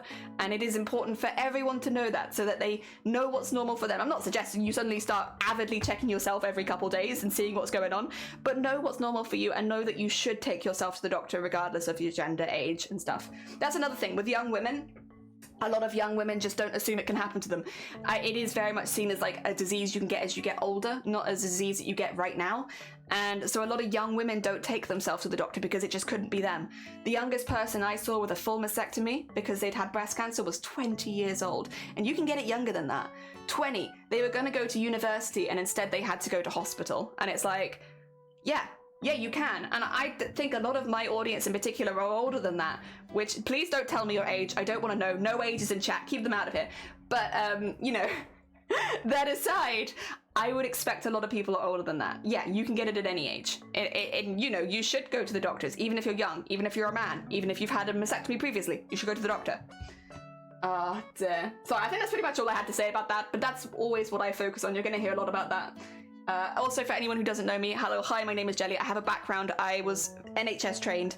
I do fittings for breast cancer patients. So people who are going through getting their binders, all that kind of stuff. And then up to the first year of like care afterwards, we would do fittings for those people. It is a very unusual role. It wasn't just breast cancer as well. It was also enlargement, reduction and transition. But because we did via the NHS, it was predominantly breast cancer, very clearly predominantly. And yeah, we'd look after them for the first year after treatment. We'd do all their fittings. We'd go to hospitals. We'd do before the surgery fits. We'd do after. We'd do, oh, sorry, knock my mic, drainage tubes, all that kind of yada yada. So it's not exactly, you're not in the NHS, but you are NHS trained to do the work and you do go into NHS hospitals. It's a weird in-betweeny job. I honestly don't know exactly how I got it. But I got into that. I did it for 5 years before I had to leave because of ill health. They thought it wasn't spread, but later they found out treatment that it got worse, and they thought she didn't speak about her treatment much with us because she didn't want to bother with us. I had that a lot. You do get that a lot, especially with I want to say like actually I want to say with everyone regardless of age. We were trained not only for the medical side of things, but we were basically emotionally tested before we took this job when you were doing the training. Part of it is you have to be all right with women crying about how awful their situation is over and over and over again. And the reason is because a lot of people don't feel comfortable being that open with their family. because they need to be strong. A lot of them have kids, a lot of them have grandkids, and it's like, I can't come home and break down crying after every treatment. I need to stay strong. And then you go in and fit them and they'll just break down. And it happened over and over again, and you have to be really ready for being a shoulder to cry on while also offering a professional service. And because they won't cry to the doctors and they don't cry to their families, so you come in helping them fit bras for a while, and it all hits everything that's happened to them. And boobs are a big part of a lot of people's femininity. You remove those, or you change those, or you have big scars, and it can have really big effects on people's mental health. So yeah, that was part of the training, was also, you know, are you emotionally okay with doing this day after day? Because it's hard. The first person that I ever fit in a professional outside of training had breast cancer twice, had a full stroke during their second treatment, and had lost the use of half of their body. And they sat down and they just cried. They were like, I just can't do this anymore. Like, I'm trying so hard, like my husband is out there, but I can't. It doesn't matter what you say, I can't do this. And you have to just talk to them and be like, you know, it is hard. It's hard. It's one of the hardest things you can go through in your life. And, you know, you don't tell people that they're strong. You don't tell people that they're doing a great job. You just, you know, what is it like? What are you doing? How's it going? And you just have to let them gush over you for a while. And it, you know, a lot of people would have to take long breaks from it because it is emotionally incredibly draining to have people, myself included. I'm not above that. I had to take breaks as well. There were times where I would have to go to the staff room or away in the hospital or wherever and just have like a breathe and a cry, because it's hard. It is hard watching people suffer that much over and over and over again. And it's even harder for them who are having to go through it and also try and be strong. And yeah, it's rough. I mean, men's mental health is a big part of that as well. A lot of men don't feel like they can open up to even their friends that they're going through breast cancer, which means a lot of the time people don't even know that they're going through treatment, and they're keeping it completely hidden, which again, for your own mental health, that's just not healthy. It's not a good place to be in. Sorry, I really need to catch up on chat. I have been gushing for a minute. I'm very passionate about breast cancer. I'm very sorry. Because it's not the culture. They can. It just blunts them quicker, and you can only sharpen so often without like actually ruining the blade. That is difficult and expensive. Oh, I'm lucky. Oh dear. Paper doll, scissors, fabricless. So yeah, odd question. Can you not? You can ask for a female doctor. You can, if you would prefer. I had an emergency appointment, so I was like whoever was the quickest, which happened to be a male doctor. But for most people, you can just ask for a female doctor. And a lot of the time they'll ask you. Like, I think the second and third time I was asked, do you want a female doctor? And I said, I don't care. Whoever gets me in the quickest. But I was asked. I'm at the age now where the doctor wants to look at my prostate and not looking forward to it. It's not going to be a fun appointment. It's not going to be a fun appointment, but it's important that you do it for yourself. You know, you deserve to know if anything's going wrong, and that's the quickest way of doing it. Also, everyone I know who's had it, which I do know a couple of people who've had it younger because they're at a high likelihood, so they just test a little earlier. Apparently it's actually very easy. It's just embarrassing, but it's not that bad. Our souls are all ancient. They are. I come in and we're talking about boobs again. We're always talking about boobs, Smudsy. Welcome on in. I hope you're doing well. But yeah, I'm very, very passionate about breast cancer. Obviously, I've met thousands of people going through it. It is difficult not to be passionate when you've heard so many stories. And like, I won't tell people's stories from the people that I've met. Like, they're not my stories to tell. And they deserve to be able to tell their own stories on a platform if they want to. But I can talk about what it was like as a fitter. Hard. Really hard. It is a job that people would get full training for and then dip out because they couldn't emotionally withstand it. The other thing that you kind of have to get used to as a fitter is people having their first appointment and then not having another one booked by their doctor, which would normally mean that something had happened, you know. And you kind of have to be like, oh yeah, you have to get used to it. It's horrible. It's horrible not seeing people again. You know, it is a dangerous condition. As much as breast cancer is very treatable when it's at its first stages, for a lot of people that have more malicious strains or have left it, have not gone to a doctor, have not wanted to be a burden on their family and have ignored it, because it's not, I don't want to blame people. There are normally reasons, and a lot of it is societal reasons, like men don't go and get their lumps checked out because men don't go to the doctor. I can walk it off, I can get better, stiff upper lip, you know, all that kind of stuff. And it's all those kind of stereotypes that mean that men are more likely to die from breast cancer. And it's not more dangerous in men, but it is more deadly. And a lot of it is society. It's not like an individual's problem. And that's why, again, Breast Cancer Awareness Month is so important, because you talk about these things. You have men talking openly about breast cancer to other men. And that guy sitting in the back who's had a lump for like the last few weeks is more likely to be like, I guess I will take myself to the doctor then. Whereas if, you know, it's never talked about, this doesn't change. Like, people will continuously ignore these signs. Even if they know it's a potential sign of cancer, people will ignore it if they can. And yeah. When you did the work, did you have any dealings with men, or is it all women? It was women, because male breast cancer, first the start, it is a lot less common. But secondly, you don't have the same, like, men don't really get reconstructions as much, whereas women will go through that process. So the most common, obviously it's different, everyone's breast cancer is different, and what everybody wants is different. But what is becoming more common these days for women, and what we saw a lot of, was either a mastectomy for a later reconstruction, or a mastectomy with immediate reconstruction. So reconstruction being the putting back in of an implant of some sort that would match the other side, or in some cases, if they had everything removed, to have both the implants. Normally it was one side, but sometimes it was both. And it could be like that they've had they've only had some of their breast tissue removed, so they've only had a small implant. It could be the full boob. But yeah, the reconstructional surgery is more common these days. Some women still opt for a prosthesis, but because the prosthesis are relatively heavy, and it's also something you have to wait for a while to order, it really does depend. Some women just can't bear to go for another surgery if it's a later reconstruction, and they will opt just to use softies or a prosthesis. But again, reconstruction definitely is more common these days, because it is a lot easier long term for the person to deal with. So breast cancer surgeries have changed a lot over the last 30 years, and the way that it is dealt with has changed a lot as well. So what you'll get is, often it will be, this is the size the doctor is going to put back into me. It'll be about this size, but they've recommended to just size up, and it's like, yep, because you're going to be swollen. So the first one you do is normally a front fastening bra, and it is almost like to go over the top of the binder that they'll give you for the drainage. If you've had a complete mastectomy, you'll need a very tight one, but most women will actually have an immediate reconstruction if possible, because it takes one surgery off down the line, so it's just a little easier for everyone. And yeah, you size up, and then after a few weeks you go into non-wired bras once the binder is off and you're not draining and stuff like that. You'll normally do non-wired for the first year. Some people will be able to come out of non-wired a bit quicker, some people will take a little longer.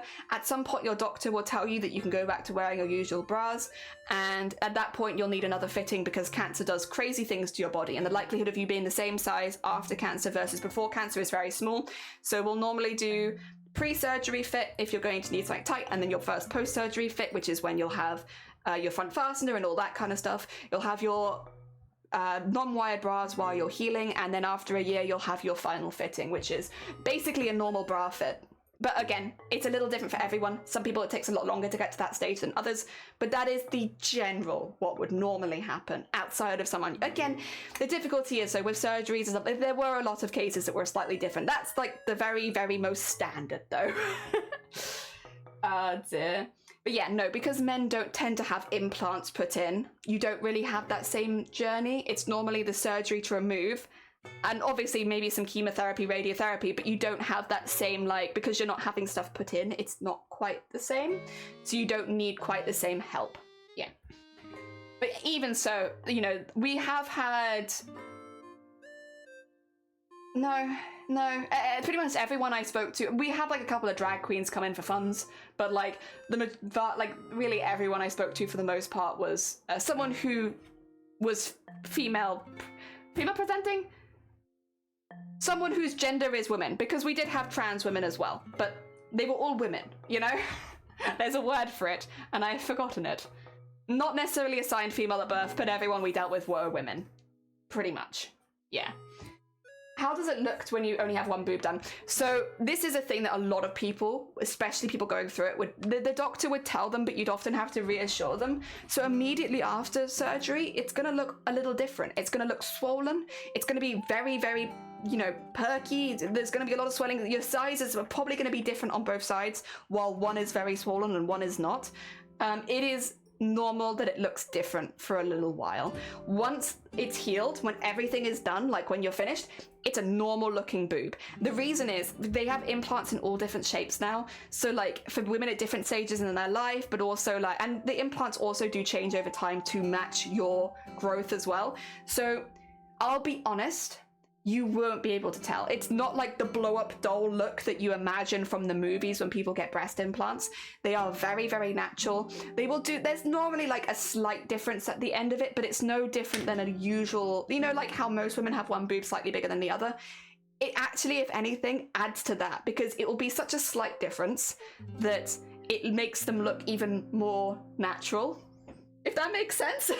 It's a weird one to explain. Sometimes it's bang on and they're exactly the same, but a lot of the time there's an ever so slight difference in that, you know, but it's not like one is more perky than the other. Like, it's just the size. Thank you for the hydrate. Also, messenger, good morning. We're talking about tits. My friend's partner kept putting off going to the doctor. She was worried about her partner not finding her attractive or leaving because she would moved. It took a while to get through to her that she doesn't care and he prefers her to be alive. Oh, for sure. And like, again, here's the thing. The first year, maybe like even it could be a year and a half, it could be 2 years for you. It depends on how quickly you heal. When you're younger, you heal much quicker. The older you get, the longer that process can take. So that's why I'm like, it can take different for different people. If I was to have that right now, I would heal much quicker than say my mum. And it's like, even if we had exactly the same surgery, because the older you are, the longer it takes for things to even out. But when they do heal, you know, some women do lose their nipple depending on where the surgery is. There are some surgeries they're doing now which do help preserve the nipple a bit easier, but it can still be, depending on what's happened, you can lose it, and a lot of women do struggle with that. There are prosthetic nipples you can get should you want it. They're like little stick-on ones. They're very realistic and you'll have it matched to your other one. Or tattooing and stuff like that. But I personally, obviously it's difficult because when you're going through it, it's a whole thing to get used to. There's a lot of dysphoria around it.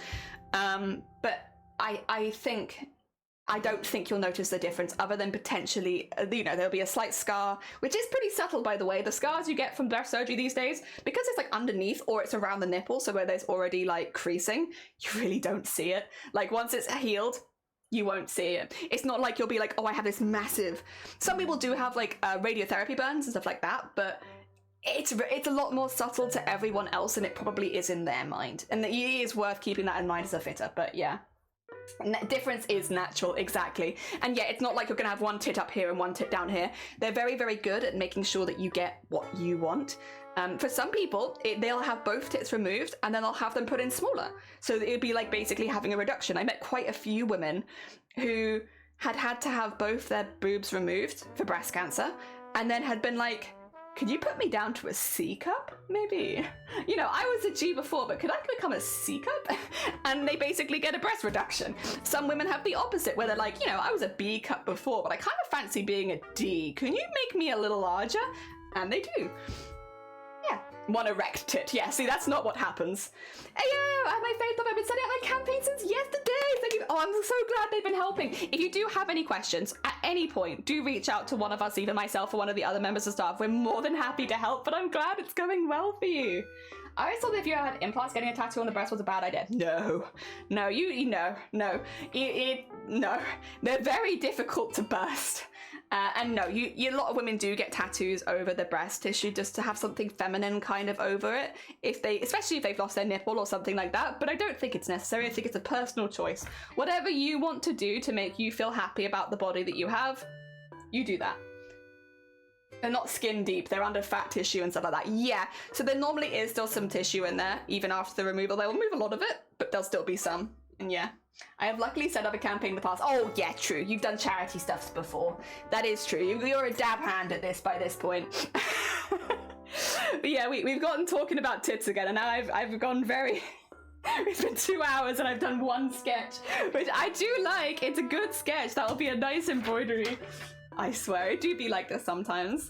I want to go through something like that. I will go for a smaller size. Yeah, like a lot of people do. If you have to have both removed, like obviously if you still have one, they'll probably just automatically match you because that's normally what people will want.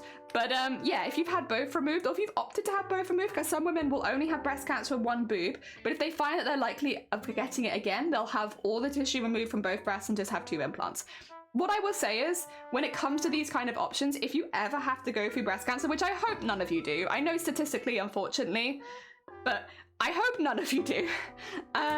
You'll be given your options by your doctor, and they'll talk you through what will probably be best for you, and you can make a decision based on that. It's not something your doctors will force on you. They'll talk you through, like, okay, so you have this, this, this, and this. These would be your best treatment options, but if you were interested, we could also try this, or we could also have a look at this. So you will be talked through it. They'll likely have something they prefer, but at the end of the day, if that's not what you want, you can talk to them about it and come to something that you're both happy with. It's not them just forcing, you're going to have this, this, this, and this. You don't get a choice. There is a lot of communication between patient and doctor.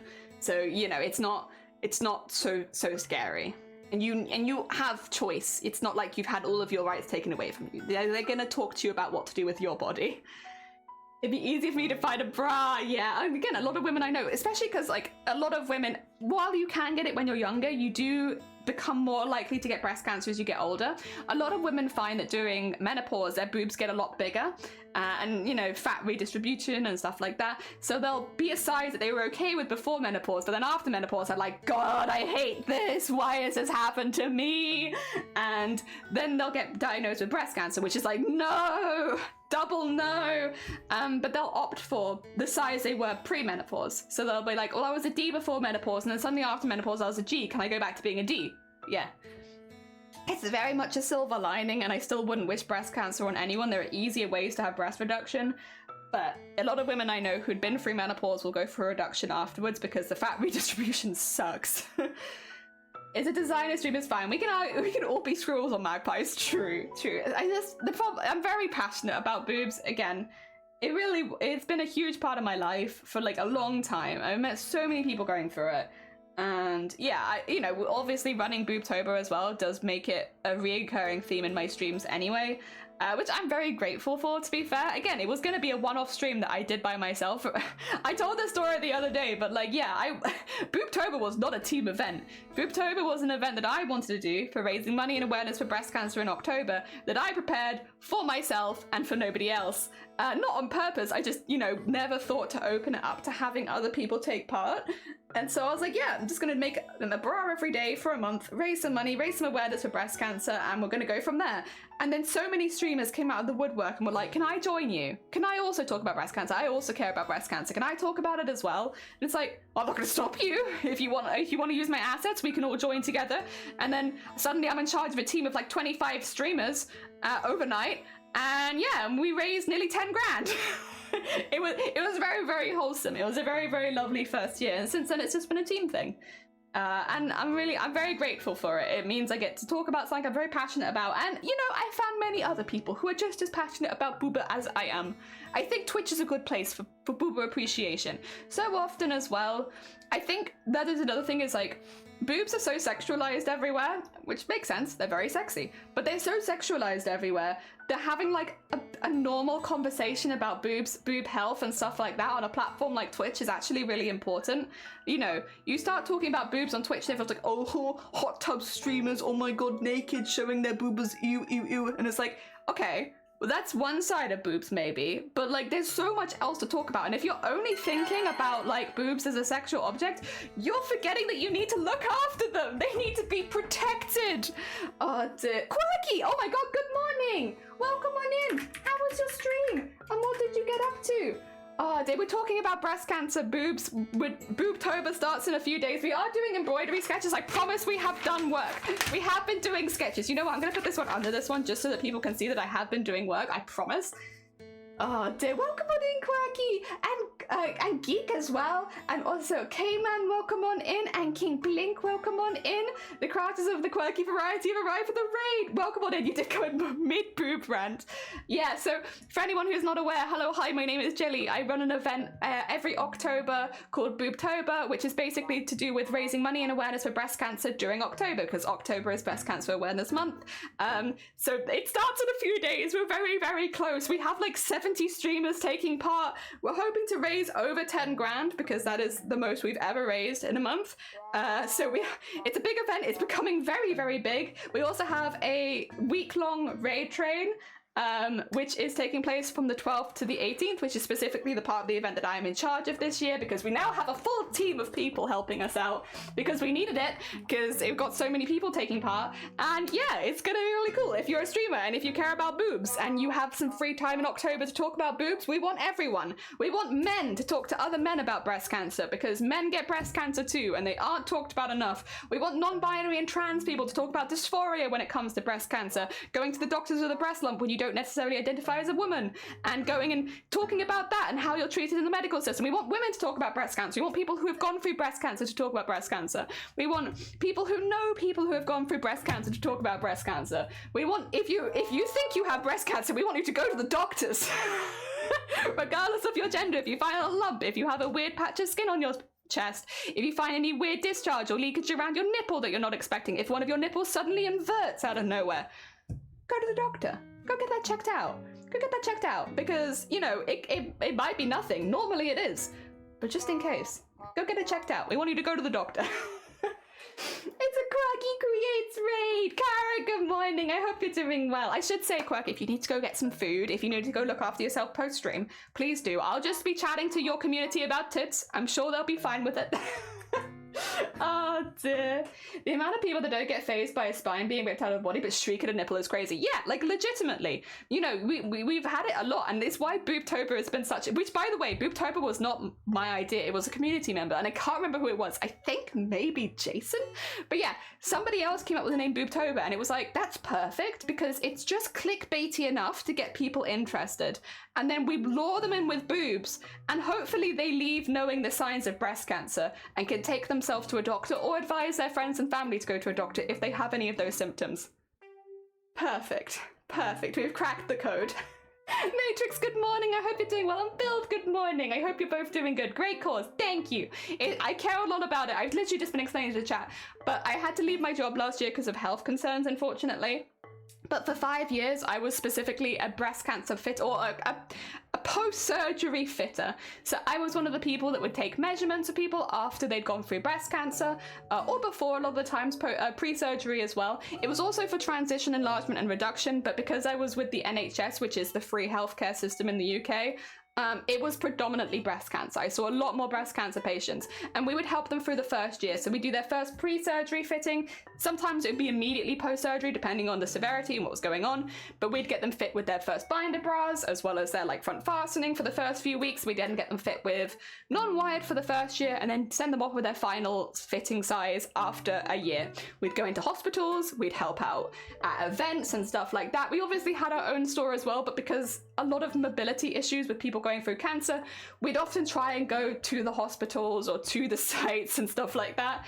And yeah, we did that around Wales. It was a job that I was very passionate about. You can probably tell by the way that I talk about it. Unfortunately, I had to leave my job because my health had gone downhill myself and I was no longer able to keep up. But it is something I did for a very long time. I've met thousands of women going through breast cancer, and I'm very happy to run it online now. Indeed. We happen to be talking about women's health things today and how god awful it is. Can't imagine how much worse it is to have dysphoria involved. Power to our non-binary and trans folks. Yeah, so here's the problem. Going to a doctor as a trans or non-binary person is already quite a scary experience for a lot of people, I think. And I can't speak on this personally. I am a cis woman. I've always been a woman, and I've never had to go through that. But it can be quite difficult, because are you going to be taken seriously? Are they going to refer to you as your gender? Are you going to be taking gendered surgery? It's not great. And unfortunately, it's a very, very uncomfortable topic for a lot of people. We do have actually a few trans and non-binary people taking part this year who are specifically going to be talking about going to the doctors as a trans and non-binary person and how breast cancer can fit into that. The thing is, breast cancer is so female orientated a lot of the time that people forget that men get breast cancer too. People forget that, you know, regardless of your gender and regardless of your age even, you can get breast cancer. Literally anyone can. You can have a full mastectomy and you can still get breast cancer, because there'll always be a small amount of tissue there, which means technically every single person in the world right now could potentially get breast cancer. It is the most common cancer in the world for a reason. But, you know, pink ribbons and all that makes it seem like it's only a woman thing. And I think there's going to be a couple people taking part this year who are trans non-binary, who are planning to talk a little bit about that and just talk to their community about it and be like, hey, you know, maybe you don't identify as a woman. well, that's fine, because breast cancer affects men too. Anyone can get it. And just talking a little bit about what it's like going to the doctors and stuff like that. Yes. Quirky's another Aussie. Yeah, more Australians. Hell yeah. We're gonna do some Christmas Beatles at some point. We're doing winter themed, not specifically Christmas, I'll say, but winter themed embroidery is like the idea, so that after Boobtober I have some things to go do. But yes. I'm out. Quirky knows me for how mature I was. You can talk about tits or have the best day night. You're fine, King. Take care. Enjoy the rest of your day. I hope that it goes well. Gonna rain run. No, you're fine. You're fine. Have a lovely rest of your day, Kara. Thank you for popping by. But you're good. Take care of yourself. Anyone with breast tissue, regardless of where. Exactly, but regardless of what's between the legs. Unfortunately, you know, regardless of what you identify as, you can still get breast cancer, and it's very scary. It's one of those conditions that you want to, you know, get on as quickly as possible. Go to the doctors. But yeah, we're encouraging everyone to take part. We want women to talk to women. We want men to talk to men. We want non-binary and trans folks to talk to non-binary and trans folks. And the goal at the end of it is that people are more likely to take themselves to the doctors if they're concerned. Because we're not doctors. I'm a Twitch streamer. I have a history with tits, but like, you know, it's not my job at the end of the day. So the only medical advice I can ever give you is to go to the doctor, but the hope is that by the end of Breast Cancer Awareness Month, every single year more people are more likely to take themselves to the doctor. You're not a doctor? I'm not, I'm sorry. I've been lying to you this whole time. So yeah, that's kind of the hope. And yeah, I don't know, I just, I'm gonna rub this one out actually, because I think I could probably just do a better job of the background. I'm thinking of maybe doing some like buildings or something, because I do like architecture, and I know it's not architecture, I know it's like wings, but like what if it was architecture? You know? What if it was a Christmas cityscape, but not Christmas, just winter, blues? What then? I like the idea of that, and I think that kind of fits the vibe, which is like, the windows at night, and I actually think that might work quite well. Like so. Put an aerial on top. Oh dear. But yeah, so that's kind of what we do. And again, if you are a streamer that is interested in raising money and awareness for breast cancer, there's no pressure because it is pretty last minute for a lot of people now. But if you are interested, !Boobtober, we have a Discord full of streamers that are also taking part. We have all of the assets. We have tutorials for how to set up a charity stream and stuff like that. You can take part in any time in October. We do have a raid train specifically between the 12th to the 18th of October, but we also have people streaming throughout the entire month. So it's to whatever your comfort level is, if you want to, but I do like to advertise it because it is an event that I'm very proud of, and I think it does do it for a really good cause. I'm very biased because it's my event, but yeah, I encourage anyone, and I do want people to know that regardless of your size, gender, background, whatever, we need everyone, because even if you only have one viewer on average, if you can tell your one viewer what breast cancer can look like in different genders and different ages, then that person leaves your stream safer. And that's the goal. Does not matter the size of the streamer. We take anyone. It could be your first ever stream. I think for a couple people it might be their first ever stream. And if anything, what a way of starting streaming. Like starting streaming for other people? Like that's pretty cool. Plus we'll give you all the help you need when it comes to setting up. So who knows, maybe it's even an easy way to start streaming. Again, I'm very biased. I know that I'm biased. It's an event that I care an awful lot about, and it's a cause that I care an awful lot about, so of course I'm going to be biased. I think it's a little bit more okay to be biased when it comes to charity, though. Excuse me. Oh, that person's got long legs. That's like Slender Man style legs. Oh god. Well, I tried. So these are just sketches, by the way, what we're doing for like some embroideries. I do embroideries like, yeah, I've got one just to the side now, which is good. Embroideries like this, so they start out being square, but they end up being circle, which is why we do a square and a circle, because that way if I want to make a print, I can make a print, or I can just have it as the embroidery hoop. So I do both. But yes, we're doing some more wintry themed ones. I'm not going to be embroidering these right now, that's not the plan.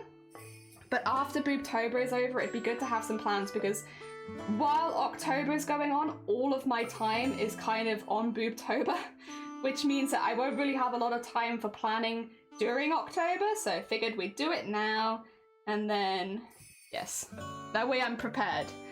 I am seriously considering this now. Yee! We take anyone. It's like, listen, if you want to get into streaming, it's like an easy way of getting into it, because you're streaming for other people, you're streaming for charity.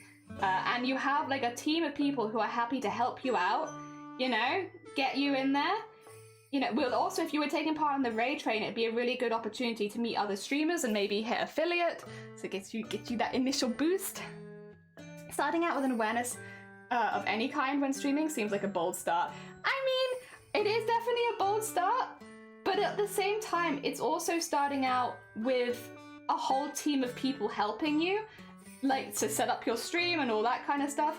So it's like, it's a bold start as far as what you'll be talking about, but I think it would actually help, you know, we've had people do their first stream for Booptober before, so there's not, I think. It helps in that, like, you have people to ask for help if you're struggling with something and ask for advice. And I'll be honest, I don't think most people get that as a benefit for their first ever stream. Like, you want to ask people who have been doing this for years for help constantly, 24/7? Yeah, like, that's not something you normally get when you first start. Most of us just fumble it for the first few months. I stream like once every year, but I'm not sure I'd have time for it. That is the one thing. It's like, that's very, very fair, because at this point it is a little bit last minute, since technically Booptober starts... What day of the week is it next week? It's pretty soon. It starts on Sunday, so technically Booptober does start on Sunday. Like, again, I'm not fundraising for the full month because I'm focusing a lot on the other streamers, so my fundraising efforts will only be between the 12th to the 18th, because that is the part that I am specifically in charge of. But as a member of staff personally, I kind of want to be available if anybody needs any help, so I will only be doing my fundraising streams during that time. The rest of the time I'll be focusing on other people's, and hopefully raiding into other people's. I'm going to try and position my streams in front of other people specifically, so even outside of the raid train I can give people a boost here and there. It's for funs, because you know what? That is fun. It's fun. It's nice meeting new streamers. It's nice talking about things like breast cancer. I know it's a heavy topic, and it is a heavy topic. We do try to talk about it in like a relatively light-hearted way because we know that it's a heavy topic, but it's important. It's one of those things where it's a little heavy, but you can talk about it in a way that doesn't just bog down, like I've been doing for the past, I hope at least. I hope it hasn't bogged down the stream too much. You can talk about it like I do, like, you know, energetic, it's hard, but we do it, and it's important. It's an important thing to talk about. I think that looks good. I think that's kind of probably more. I might do like some wispy wind, but I think this is